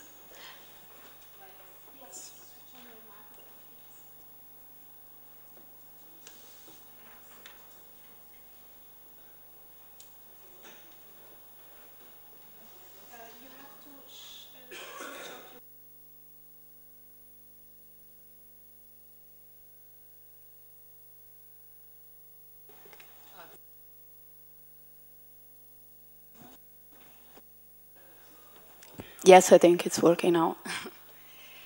I was curious to ask, belonging to the particular vulnerable groups, how does your organization act in respect of asylum seekers who are lesbians, gays, trans, and intersexual people? And if you have like some special regulation, because if I don't get wrong, around 2016, UNHCR recognized them as a particular vulnerable group. Please, sorry, could you be so kind to introduce yourself? Yes, sure. So my name is Mariangela Sglavo. I am a course, actually I have a course at the Ali Salomon Hochschule in Berlin. I'm originally Italian, graduated at La Sapienza University, and yeah.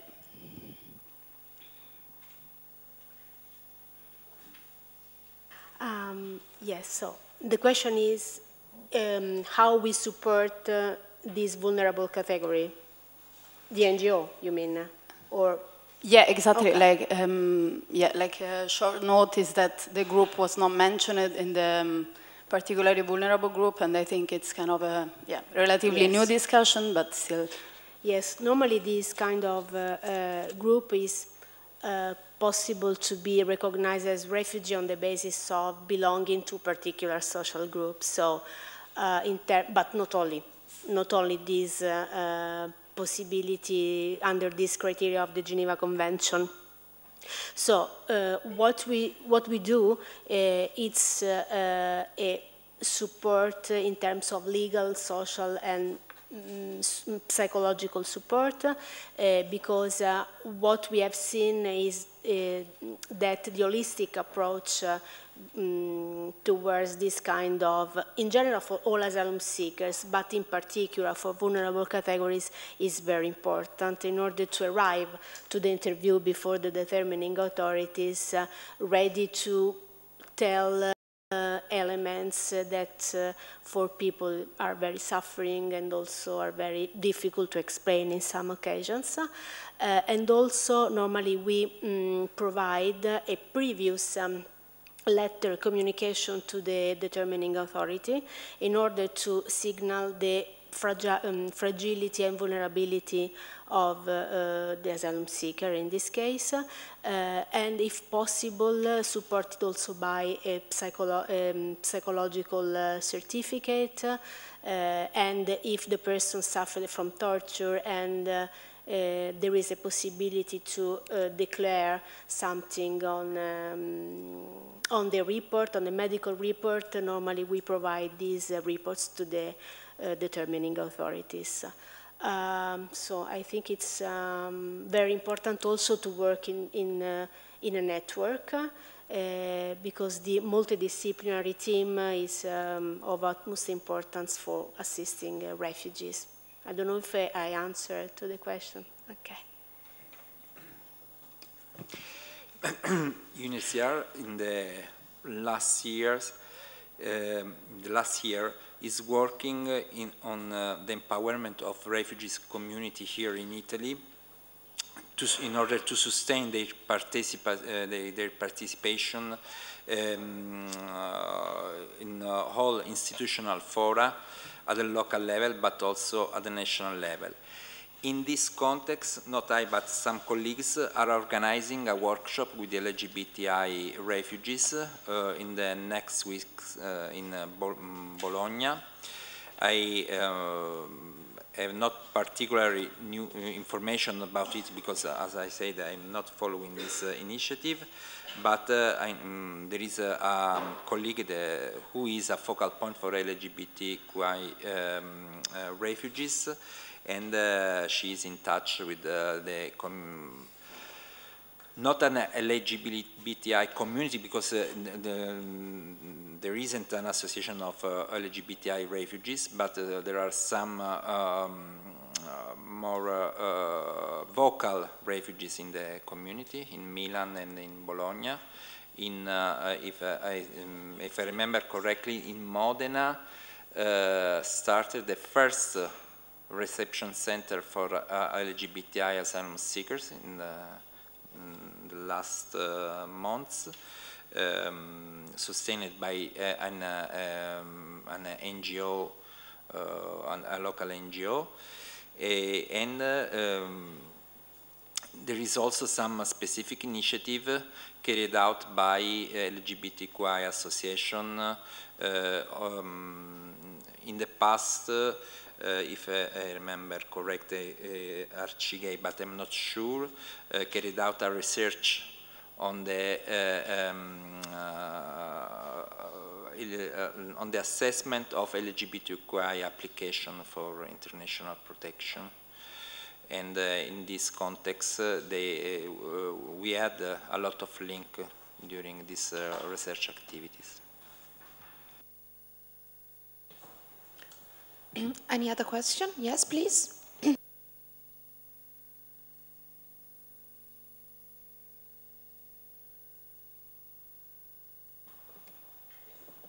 Hello. I'm Marta Ferredi, and I'm from UNESCO, from Paris. And I have two questions. One is, how do you work with governments that have neither signed nor ratified the Convention on Refugees? I believe there's 43 countries. And my second is, how do you work with countries that perhaps have signed but are explicitly contrary to the Non-Refoulement? So what are your what kind of measures can you take in that case? Thank you. With regard to the measure, there is an international tribunal that can check and control the correct application of a Geneva Convention. And in general, there is the only instrument that UNHCR has is the moral suasion for the countries that carry out a refoulement. In this sense, just I can mention the example of Italy that in 2008 and 2009 returned some person in need of international protection to Libya, person saved by Italian Coast Guard,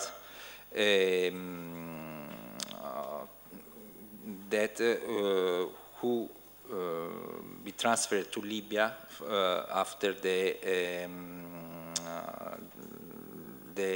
rescue operation. In this case, UNHCR condemned also strongly the Italian government for this activity, and also when this Eritrean person lodged an application in front of Strasbourg court, UNHCR was part of this judicial procedure, lodging a memory and also taking part in all the procedure. But this is not because the Strasbourg court have competence on the European Human Rights Convention. In this case, the violation is not the principle of non-refoulement, but Article 3 of European Human Rights Convention regarding the torture and the inhuman treatment. The obligation for the state is not to return person where they are at risk of torture. It's not a violation of the principle of non-refoulement. But also in this case, UNHCR lodge a memory, take part in the procedure, asking for a condemnation of Italy. As effectively, the Italian government was condemned by the Strasbourg court.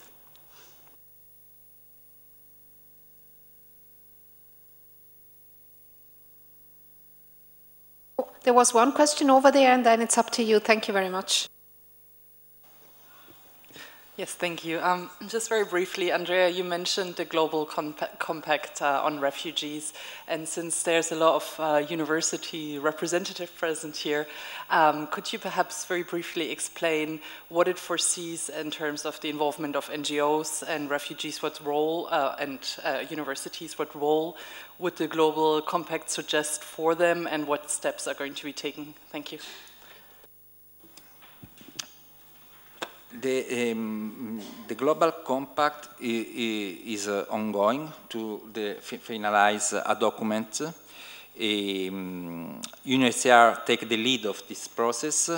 At the moment, the High Commissioner, who is an Italian, Mr. Filippo Grandi, is drafting the Global Compact. Is online in the UNHCR website at international level. Specific pages for receiving input in view of the finalization of the Global Compact. There are specific procedures for receiving inputs from NGOs or institution or also single person.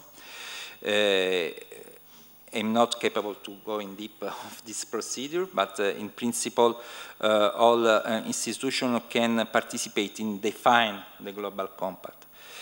This is regarding the document, but the idea of Global Compact is to involve not only member states, not only states, but also civil societies and institutions.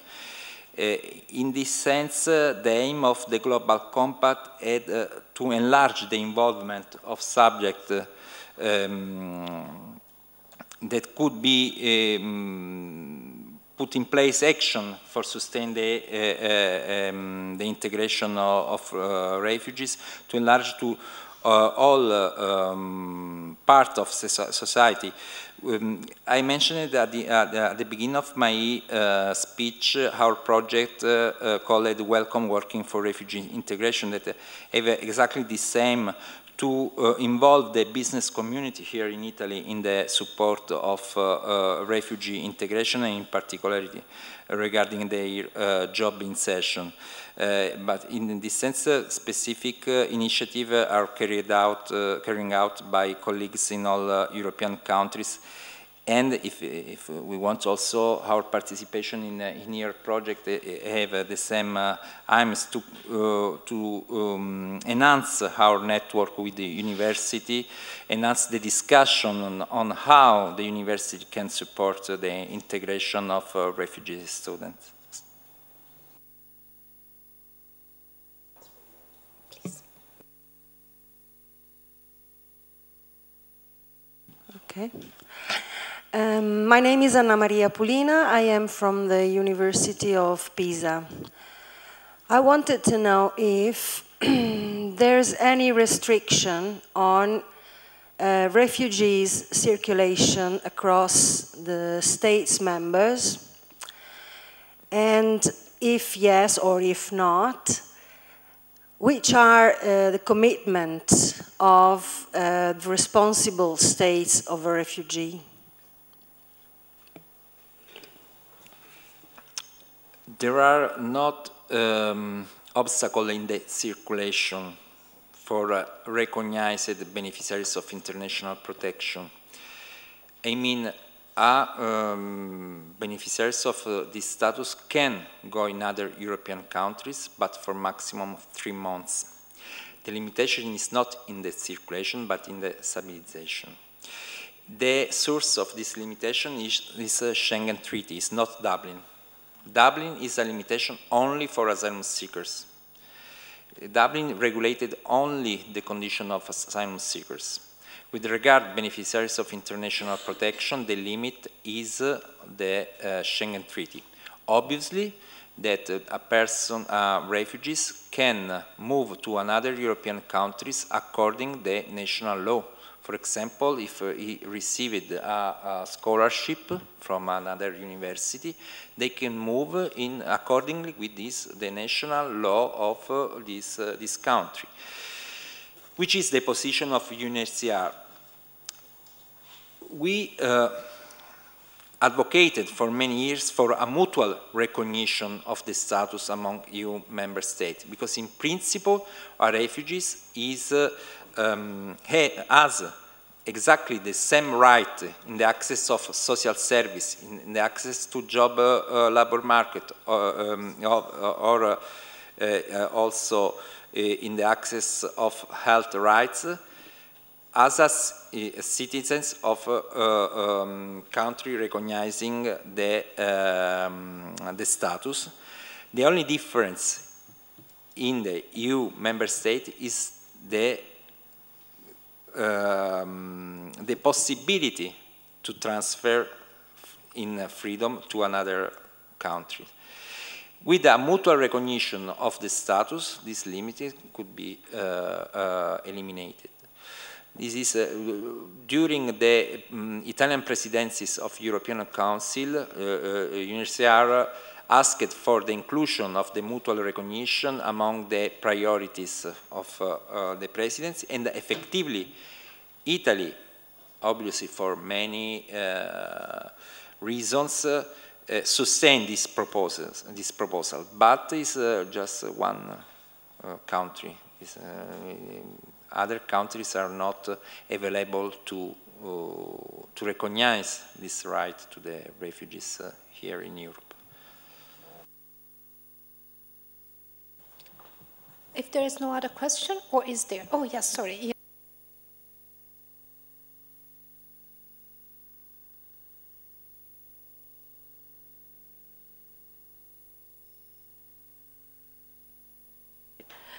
Okay, I'm Melanie Van Oort from Belgium, the UCLL, the University Colleges Leuven and Limburg. It's a question that just came up into my mind, and I'm not exactly sure how to phrase it. But given the fact that many of these countries we're speaking about now, Yemen, Syria, Libya, that those countries are completely destroyed, and it will take a very long time to rebuild the countries, and assuming that that takes a long time, and the refugees who are here will also not be able to go back and will have children, what will the status be of those children who actually grow up here? Will not be, on one hand, will be refugees because they're, of course, the children of their parents, but actually are more connected to the country that they grow up. They're integrated into the educational system. What kind of status do these children have? Are they considered to be refugees or migrants, or are they allowed themselves to determine their own status? yeah, they're in a kind of a limbo. What do we do about these children?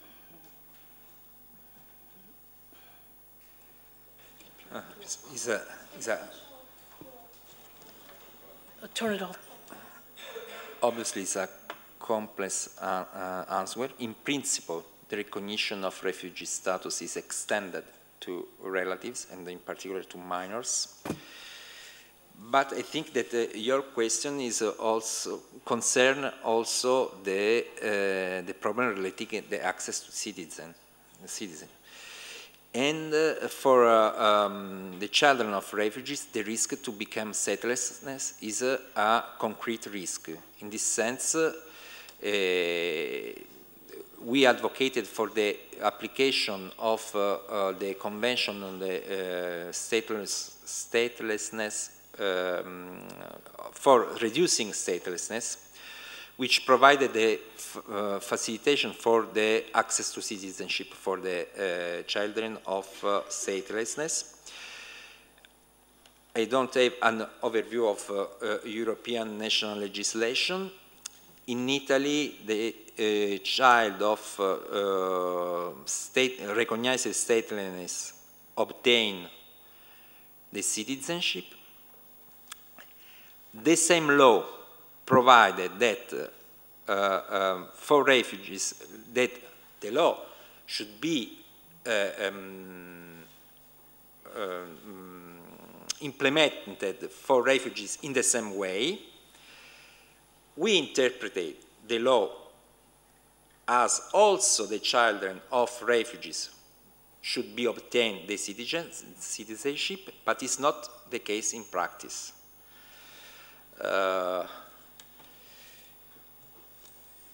It means that actually the children of refugees take the citizenship of their parents. But obviously my intervention is focused on the Italian legislation, because really I'm not aware of the other national legislation in European countries. But we advocated with the Italian authorities for the correct interpretation of the law in order to recognize Italian citizenship to the children of recognized refugees. So, in fact, these children have no rights, in a way, if they decide to have a different citizenship because they're born in a different country than their parents. Is that what you're saying, or no, it's not clearly stipulated? No, in principle, they can ask for the city. When they register the newborn, they can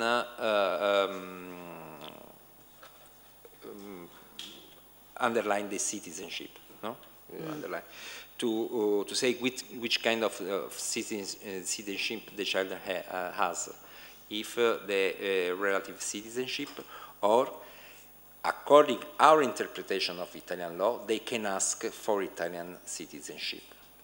But as I said, in practice, the citizenship law in Italy is implemented not taking consideration this rule, and what happened in practice is that automatically in the register office in the municipality they give the citizenship of their parents.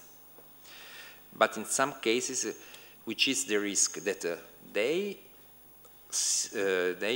write the citizenship of the parents, but this is not recognized by the authorities of the country of origin. It means that when this child is 18 years old and maybe some authority asks for original documents, he or she is not recognized by the authorities of the country of origin, and it is in a statelessness de facto situation. This is the real risk. Any other question? No?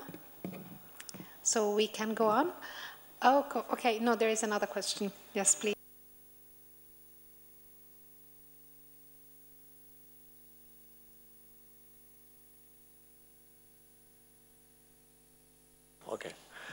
Okay, thank you. My name is Thomas Tuttle. I'm from Europa-Universität Flensburg in Germany.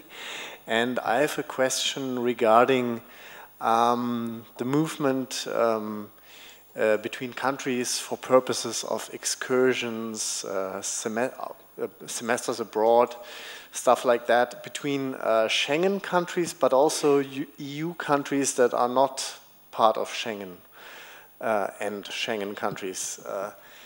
Can you tell me what's allowed and what's not allowed for recognized refugees and people with subsidiary protection? Thank you very much. Well, the answer is easy, in the sense that they are compared to another third country national with a permit of stay in European countries. If the national legislation permits this transfer, they can transfer. If not, no. It's just the national legislation regarding third country national. Yes, this means that I can. Sorry, Daniel, I cannot answer in a global way to your question because I have not a complete overview of the national legislation. But this is the reference. Yes. Sorry, no, the point is that normally the minimum difference could be the subsidiary protection status and the refugee status. For example, in Italy, refugee status, in all member states, refugee status, refugees obtained travel document, convention travel document on the basis of the Geneva Convention, no? But if you would like to travel in a member state where, in a state where it is necessary to have visa on the basis of nationality, not of the Italian law, because Italy released this kind of convention travel document, but visa is issued on the basis of nationality of the refugee. But the minimum difference could be the fact that subsidiary protection status can have some problems in obtaining travel documents, because it's not automatic, the issuing of convention travel documents, but normally is issued a sort of travel documents. It is a bit different from the convention travel documents. And for example, in Italy, in some cases, you have to demonstrate that you cannot have your national passport. Only after this evidence, you can have a travel document for subsidiary protection status, I mean. So, depending on the individual situation, but generally speaking, it is necessary to inform before if you go for job, for other kind of reason, but normally you need a visa outside the Schengen area. Okay, means United Kingdom, for example, or I don't know, Norway. Non so se, okay. Can we go on? Yes? Okay. Thank you very much. Thank you. I think that you have to go. Thanks for having been with us the whole afternoon. I will now give the floor to Professor Nadan Petrovic, who's a professor here in Sapienza, and he is teaching cooperation policies and strategies. He will tell us about the recent developments of the refugee phenomenon in Europe. Okay, thank you. As it was already told, I'm teaching strategies of international cooperation, but I'm also in charge of so-called Center for Migration and Refugee Studies that is recently established at the University of La Sapienza, that is interdisciplinary. center that's the involvement of historians, sociologists, lawyers, and others. And effectively, I will address the topic that is assigned to me from historical point of view. Before we come to recent developments, I will try to tell something about a bit less recent developments of the refugee situation of Europe, because I will probably not add anything new if I tell that refugee issues and migration issues are among the key issues in European and also global agenda for last 5 years, and maybe even longer. But I will tell probably something less known, at least to some of you, if I tell that modern concept of refugee or international order of refugee protection, international refugee law, is born in Europe. Is born in Europe to address European phenomena. And it is born, I'm not referring to the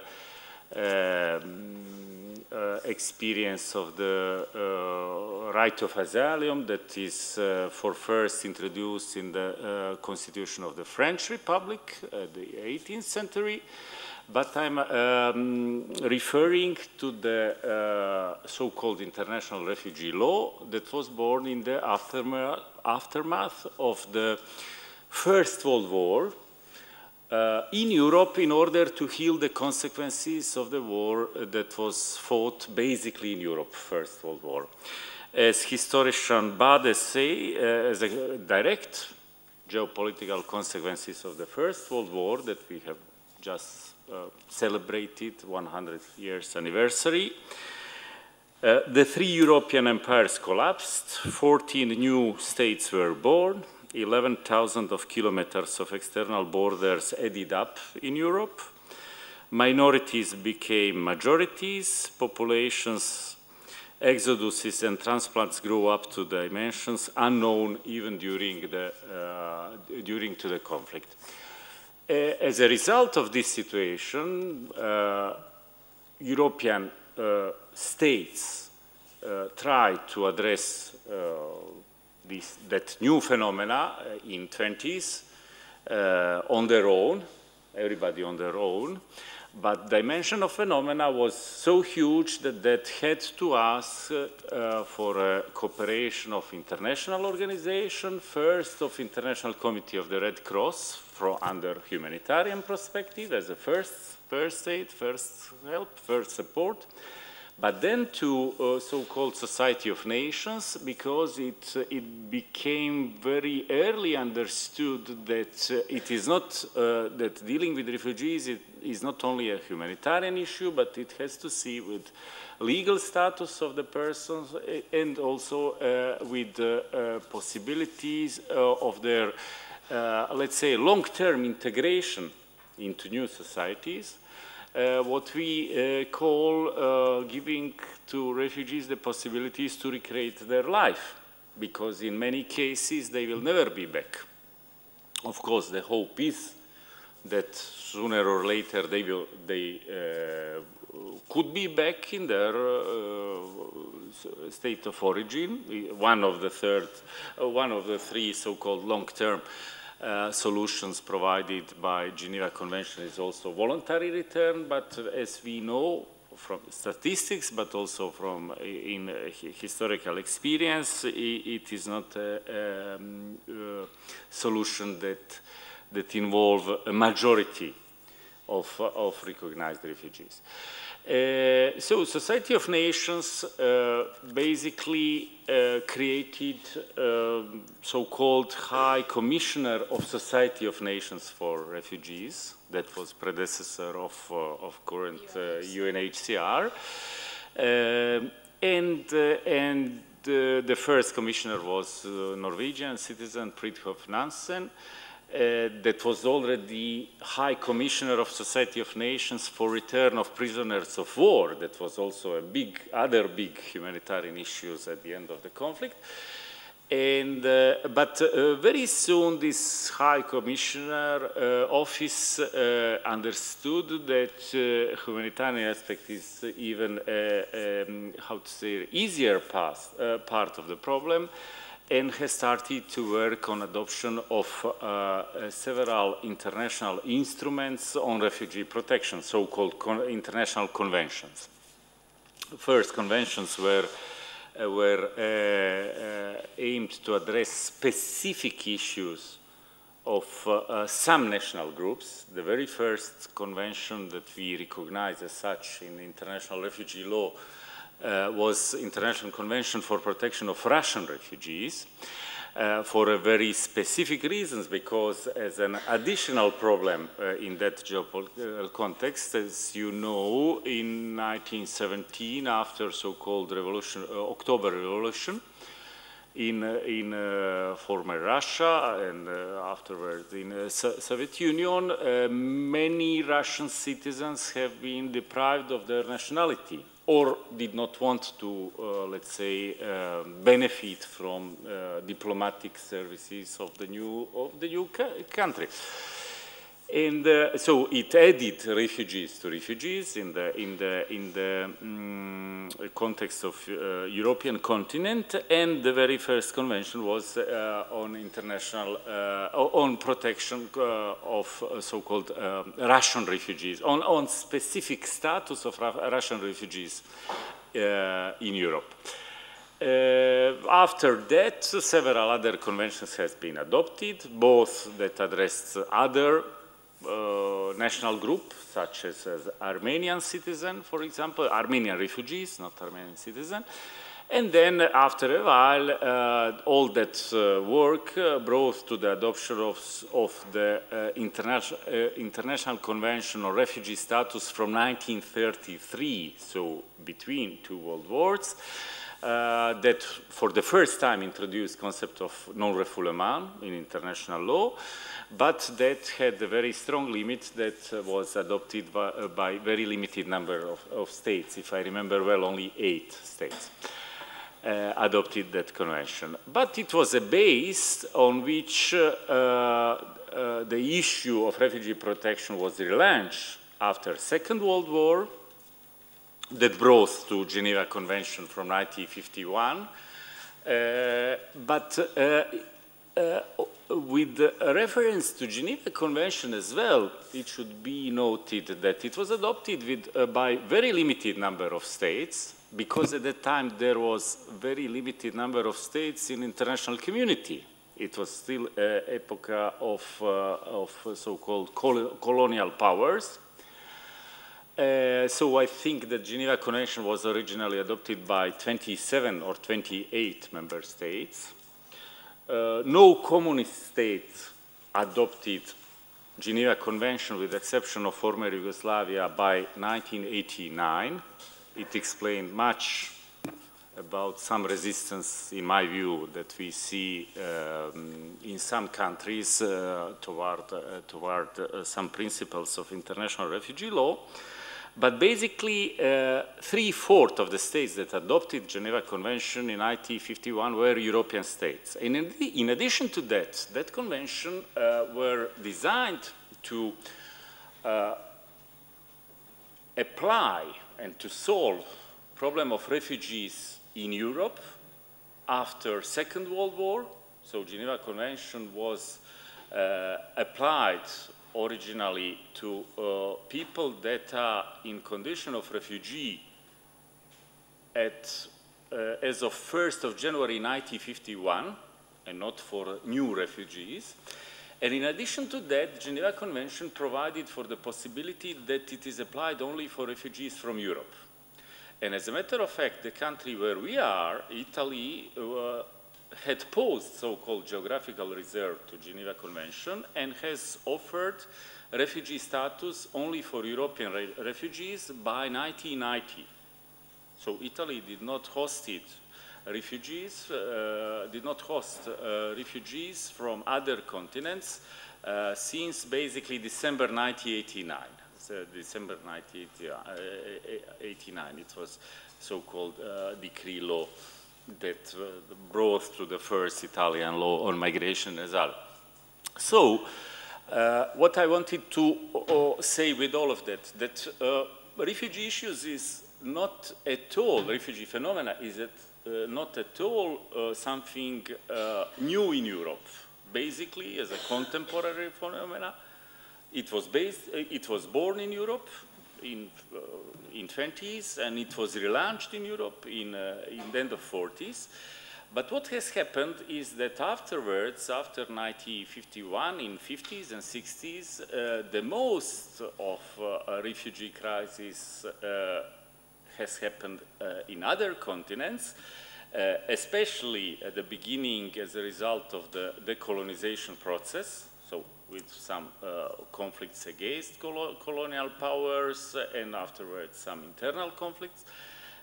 So the biggest refugee crisis since 50s, maybe with one exception only, the biggest crises have occurred in other continents, Southeast Asia, with war in Vietnam, refugee crisis in Afghanistan that has started in 1979 and never ended. Refugee crisis in Iraq, in Syria, Palestinian crisis, but always, with very few exceptions, basically in Asian and African continent. Great Lakes crisis, Corn of Africa crisis, and very few crises in Americas, let's say, some crises in 80s in Central America, and basically by the fall of the Berlin Wall in 1989, only through two bigger crises in Europe that were related to facts that has happened in Hungary in 1956 and in so-called Czechoslovakia in 1968, so-called Prague Spring. Europe has, I'm now addressing it as a continent, and now we will come to European Union level, basically had a very, how to say, deep experience with refugee crisis, but then had ceased to know it as an important phenomena since 50s. That phenomena returned to Europe for the very first time at that dimension with the flagration of the former Yugoslavia, where few millions of refugees left the country and approaching basically Germany, but many other countries. 100,000 people arrived to Italy. And so more or less all European countries were addressed by that war and by that refugee crisis. But at the same time, that phenomena corresponded with the process of European integration, of the always stronger European integration, including the stronger cooperation and integration in field of immigration and asylum. As you know, European Union or European community, or even community on COAL, or I missed the word, that was born in Rome in 1950s, was not created to deal with migration and asylum, was created to deal with economic cooperation inside union, inside community at that time, but by the mid-80s, by the end of 80s, has started to, how to say, to put together many other dossiers, including cooperation in migration, asylum, visas, and control of external borders. For the very first time, European community, still at that time, introduced this issue in European, let's say, soft law during EU Council in London in 1986, So for the very first time, the conclusion of one European Council addressed migration, asylum, visas, and control of the borders as a joint dossier that should be interest of all community as a whole in 1986, and as a matter of fact has created some mechanisms, task forces, etc., to arrive to how to say some common instruments to deal with that phenomena. Unfortunately, it corresponded with a relatively new phenomena of wider refugee issues in Europe, and it corresponded with the beginning of the process of so-called instrumental requests for asylum. I mean, the growing warning and the growing, how to say, wariness of the European member states at the time was many asylum requests of the people that basically were not refugees. Unfortunately, I'm telling that the first two instruments that have been adopted during that process, that is already mentioned, Dublin Convention, but to a certain extent Schengen Agreement as well, are basically instruments that has, in my view at least, has created more problems that it has solved. I'm telling that for Schengen Agreement as well, of course I'm speaking under refugee perspective. Schengen Agreement we all know as an instrument that abolishes internal borders in Europe, but other side, speculative to this of Schengen Agreement is enforcement of control at external borders. And as a matter of fact, European Union, and I would say even European continent, face the phenomena of mass arrivals only since beginning of 90s. Because after Schengen Agreement, it is basically impossible to arrive into European Union without visa, so not regularly. So the only way for everybody, including potential refugees, is to arrive irregularly.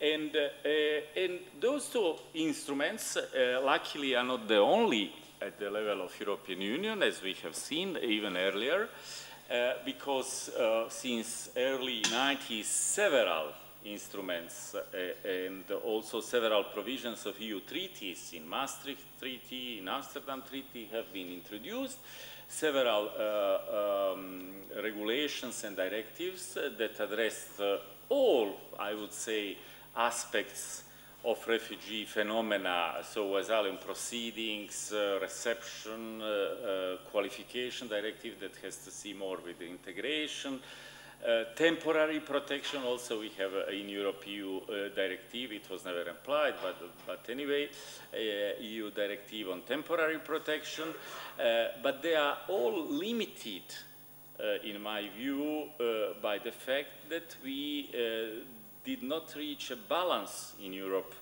in following this, I should say, Dublin path, because Dublin Convention is from 1990, but it was renewed in a certain way in 2002 with so-called Dublin II, in 2013 as Dublin III, and now we are in discussion about adoption of so-called Dublin IV. And basically, even much before big migration refugee crisis that from 2015, common European asylum space that should be based on two principles that are so-called responsibility. So responsibility of every state to do its part of the job, starting from the responsibility of the states that are the external borders that should evaluate the most of asylum requests for asylum, and other principles of solidarity. So if some member states suffer more than others should help him. have been, in practice, unfortunately, we had a form of what I call double unloyalty. Basically, the states at external borders tried not to register all asylum seekers that enter into European Union, so hoping that they would go somewhere else. And other states that are not at the external borders, with some exception, of course, but that, or even if they are at some external borders, of course, I mean, you have even Sweden external border. It is northern external border, and Ireland as well. But under migration and refugee perspective, we have only 2 borders. We don't have 4 borders in European Union. And so, unfortunately, it was, let's say, another unloyalty of states that do not want to be to express solidarity with others. It brings us to the point where, in spite of all improvements that have been done in building up of common asylum European space, as my colleagues have nicely described in all improvements that have been introduced, we have a kind of even EU refugee law that is additional to international refugee law. We have some instruments that have been introduced and added to Geneva Convention by EU refugee law, but unfortunately, as of today, we still do not have one asylum space in Europe. To a certain extent, we don't even know what is happening in the neighboring country. We don't know what is asylum system or in Netherlands or in Ireland or just across the border. And we have a very, in spite of EU directives on proceedings, on integration, on qualification, we have, for example, countries such as Netherlands that has first and second instance decision in 5 weeks, and then we have Italy and Germany that takes for several years for first and second instance. Then we have countries that offer certain level of both accommodation and integration packages, such as Germany, for example, that is very generous in terms of integration measures, and others that do not offer. And of course, it creates the continuous, not balance, among EU member states.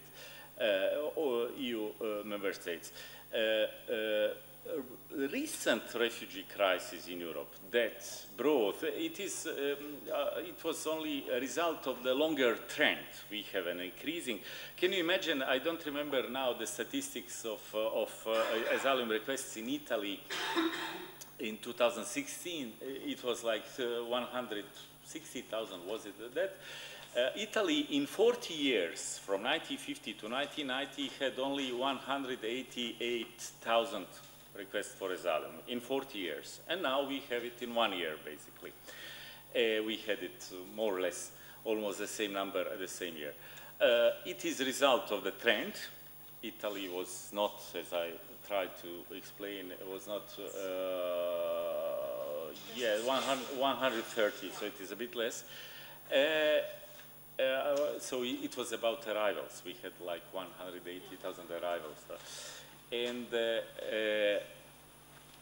Italy was basically, as I mentioned earlier, was not an asylum country like the day before yesterday in 1990, and now is one of the countries with bigger number of asylum requests among industrialized countries in the world. In 2016, we have been third in the world after Germany and United States. And in many 2008, 2011, we have been fourth in the world, etc. And so the big refugee crisis or migration crisis that occurred in 2015 was just, how to say, has just shown how bad in fact, is functioning our common European asylum space. In that crisis has been solved only by the initiative of one member state, that is Germany, that has suspended for 3-4 months Dublin Agreement. That is the story.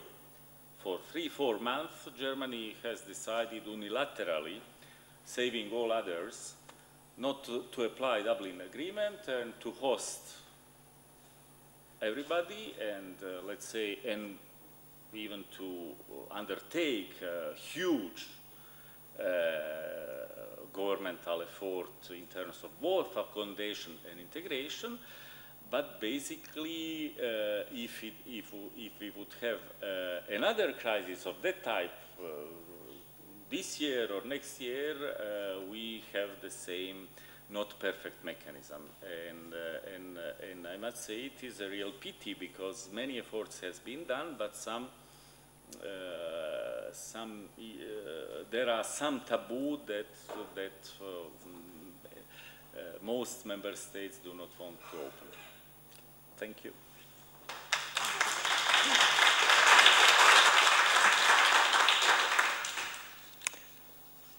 Are there any questions? Are you all tired? No. Louvain is not tired. Please. Thank you very much. Also, thank you to you for your presentation. Yeah, I'm just thinking also in the context of Germany, but also Italy. In a sense, Europe, we're talking about the refugee crisis, but we also have a demographic crisis. Very low birth rates and an aging population.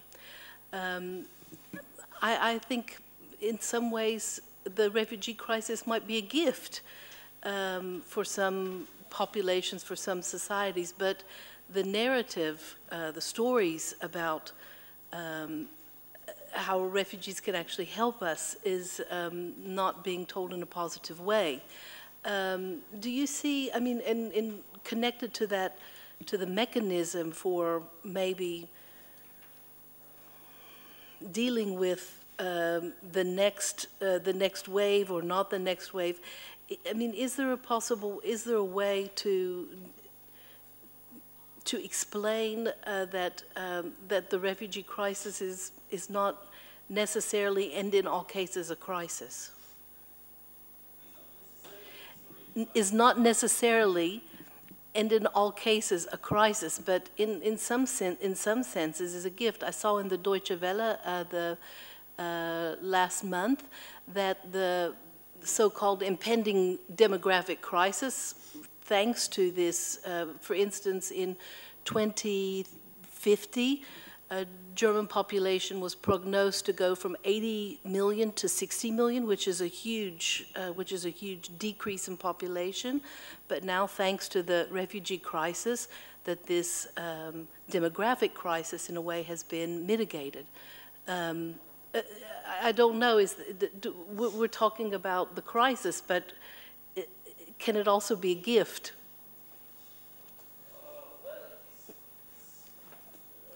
Very interesting. I basically agree, and I think especially there is a nice debate about that, and Italy as well as a problem. It has to see. Maybe I can tell something about how you structure your how to say accommodation and integration policies. We are, as a Center for Migration and Refugee Studies, we are doing now a project with Oxford University and some partners from Germany, comparative studies on integration policies in several EU, for refugees in several EU member states. And to our big surprise, we have, and this is an example of what I have just mentioned. For example, UK, that I knew as a country, well, like 10, 15 years ago, that was very generous for refugees and even for asylum seekers, etc. Now is a country that do not offer basically any integration program for asylum seekers. Theresa May declared that UK needs to create a hostile environment for asylum seekers. So until they are recognized, any integration policy for them. When they are recognized, okay. With the exception of those resettled. Germany, on the contrary. Germany, everybody, and it is my model. Sometimes I'm polemic with Italy, so in one public meeting I told, okay, we spend the same money as Germany to obtain the same results as UK. I mean, at the end of this story, I mean, we spend money for integration, but nobody is learning language. But anyway, okay. But so in denters it is gift. But in my view, there is one distinction maybe or added issue that I would like. We should, there is a big hypocrisy about that in my view. We should not really mix asylum and migration. Because Geneva Convention is a very narrow instrument. When I mentioned that no communist country, because communist country always saw it as a mechanism against them because it was good for Soviet dissident, you know. It is the nice guy, only him and his wife and 2 children, and everybody were happy in free world to host them and offer them everybody. But when they were 1 million, no, they are not more that happy, you know, why there are so many arriving here. But it was even true in a crisis in Hungary and in Czechoslovakia. But it is really narrow mechanism for those, according to the French Constitution, asylum is given to those that are fighting for their liberty in their countries. To be very honest, in our among our asylum seekers in Italy, we don't have so big percentage of those that are fighting for liberties in their country. It is more mixed up, yeah, wars, that is different, but, again, and then poverty, and then climate change, and many other things. But it is something different to what the Geneva Convention tells. European Union introduced some very interesting mechanism. That is why I am telling that we have even EU refugee law that cover other groups. And so it expanded protection for many. But still, it cannot address all of these situations from which people are arriving. And it is, again, a taboo. You know, you have first instance and it is negative, and you have second instance and it is negative. And then you ask, and what shall we do now? Okay, they are already here for years, so we can't send them back. But, I mean, at personal level, I'm happy. But if I need, and from time to time, I'm also advisor of government and institutions, as from governmental point of view, I'm not that happy. Not that they will remain, but that I have lost so much energy and time to treat them differently. I mean, are you, what really you are escaping from? I mean, to be very honest, many of them from nothing. I mean, that is relevant for Geneva Convention. But what is a big hypocrisy? That we do not have any EU migration policy. Any. We don't have any people from Mali, Guinea-Bissau, and they can't arrive to Europe, or from Senegal. I mean, it is. They even, I don't know a situation of every single EU member state, but in Italy it is impossible. It is that they enter for a job, or it is, theoretically it is possible, practically it is impossible. And it is even very, very, very rare case that they got some scholarship from outside. I mean, and that they enter to study. And so they all they are on the move. It is not that far from European Union.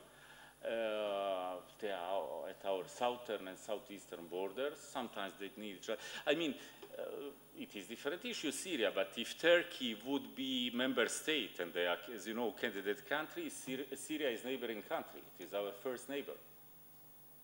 So, for Syrians, Iraq, Iran, and it is not that far to arrive in Europe.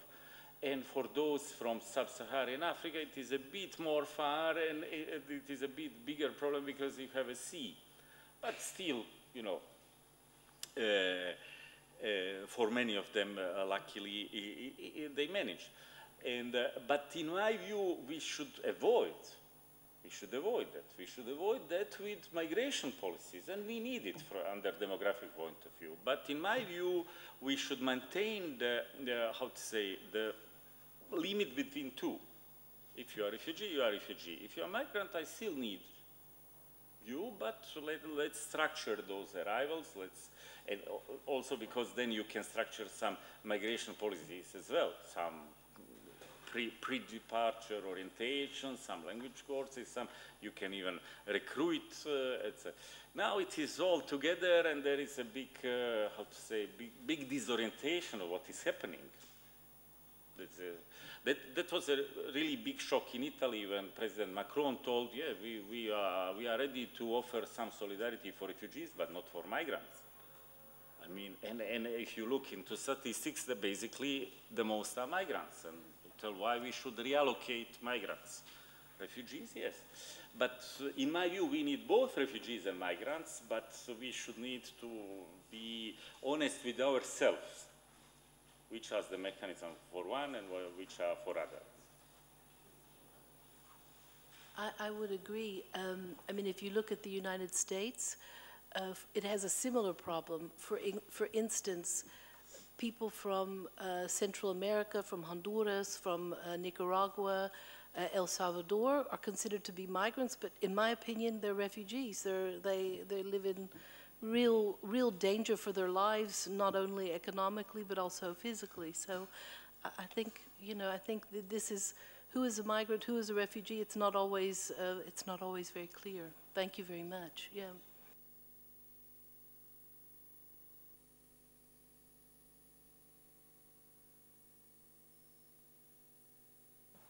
Any other question? No? See you tomorrow? Okay, we will be waiting for you tomorrow morning at around 9 o'clock. In the building is the same one, but it's on the upper floor. It's the Aula Magna, so it's the big, it's a very big room. You will see indications tomorrow morning. We go together. Okay, so we will meet. Okay, okay. In front of the Rectorate building where you came into the building. Okay? Thanks to you, and thank you for being here again. Wish you a nice evening. Bye-bye.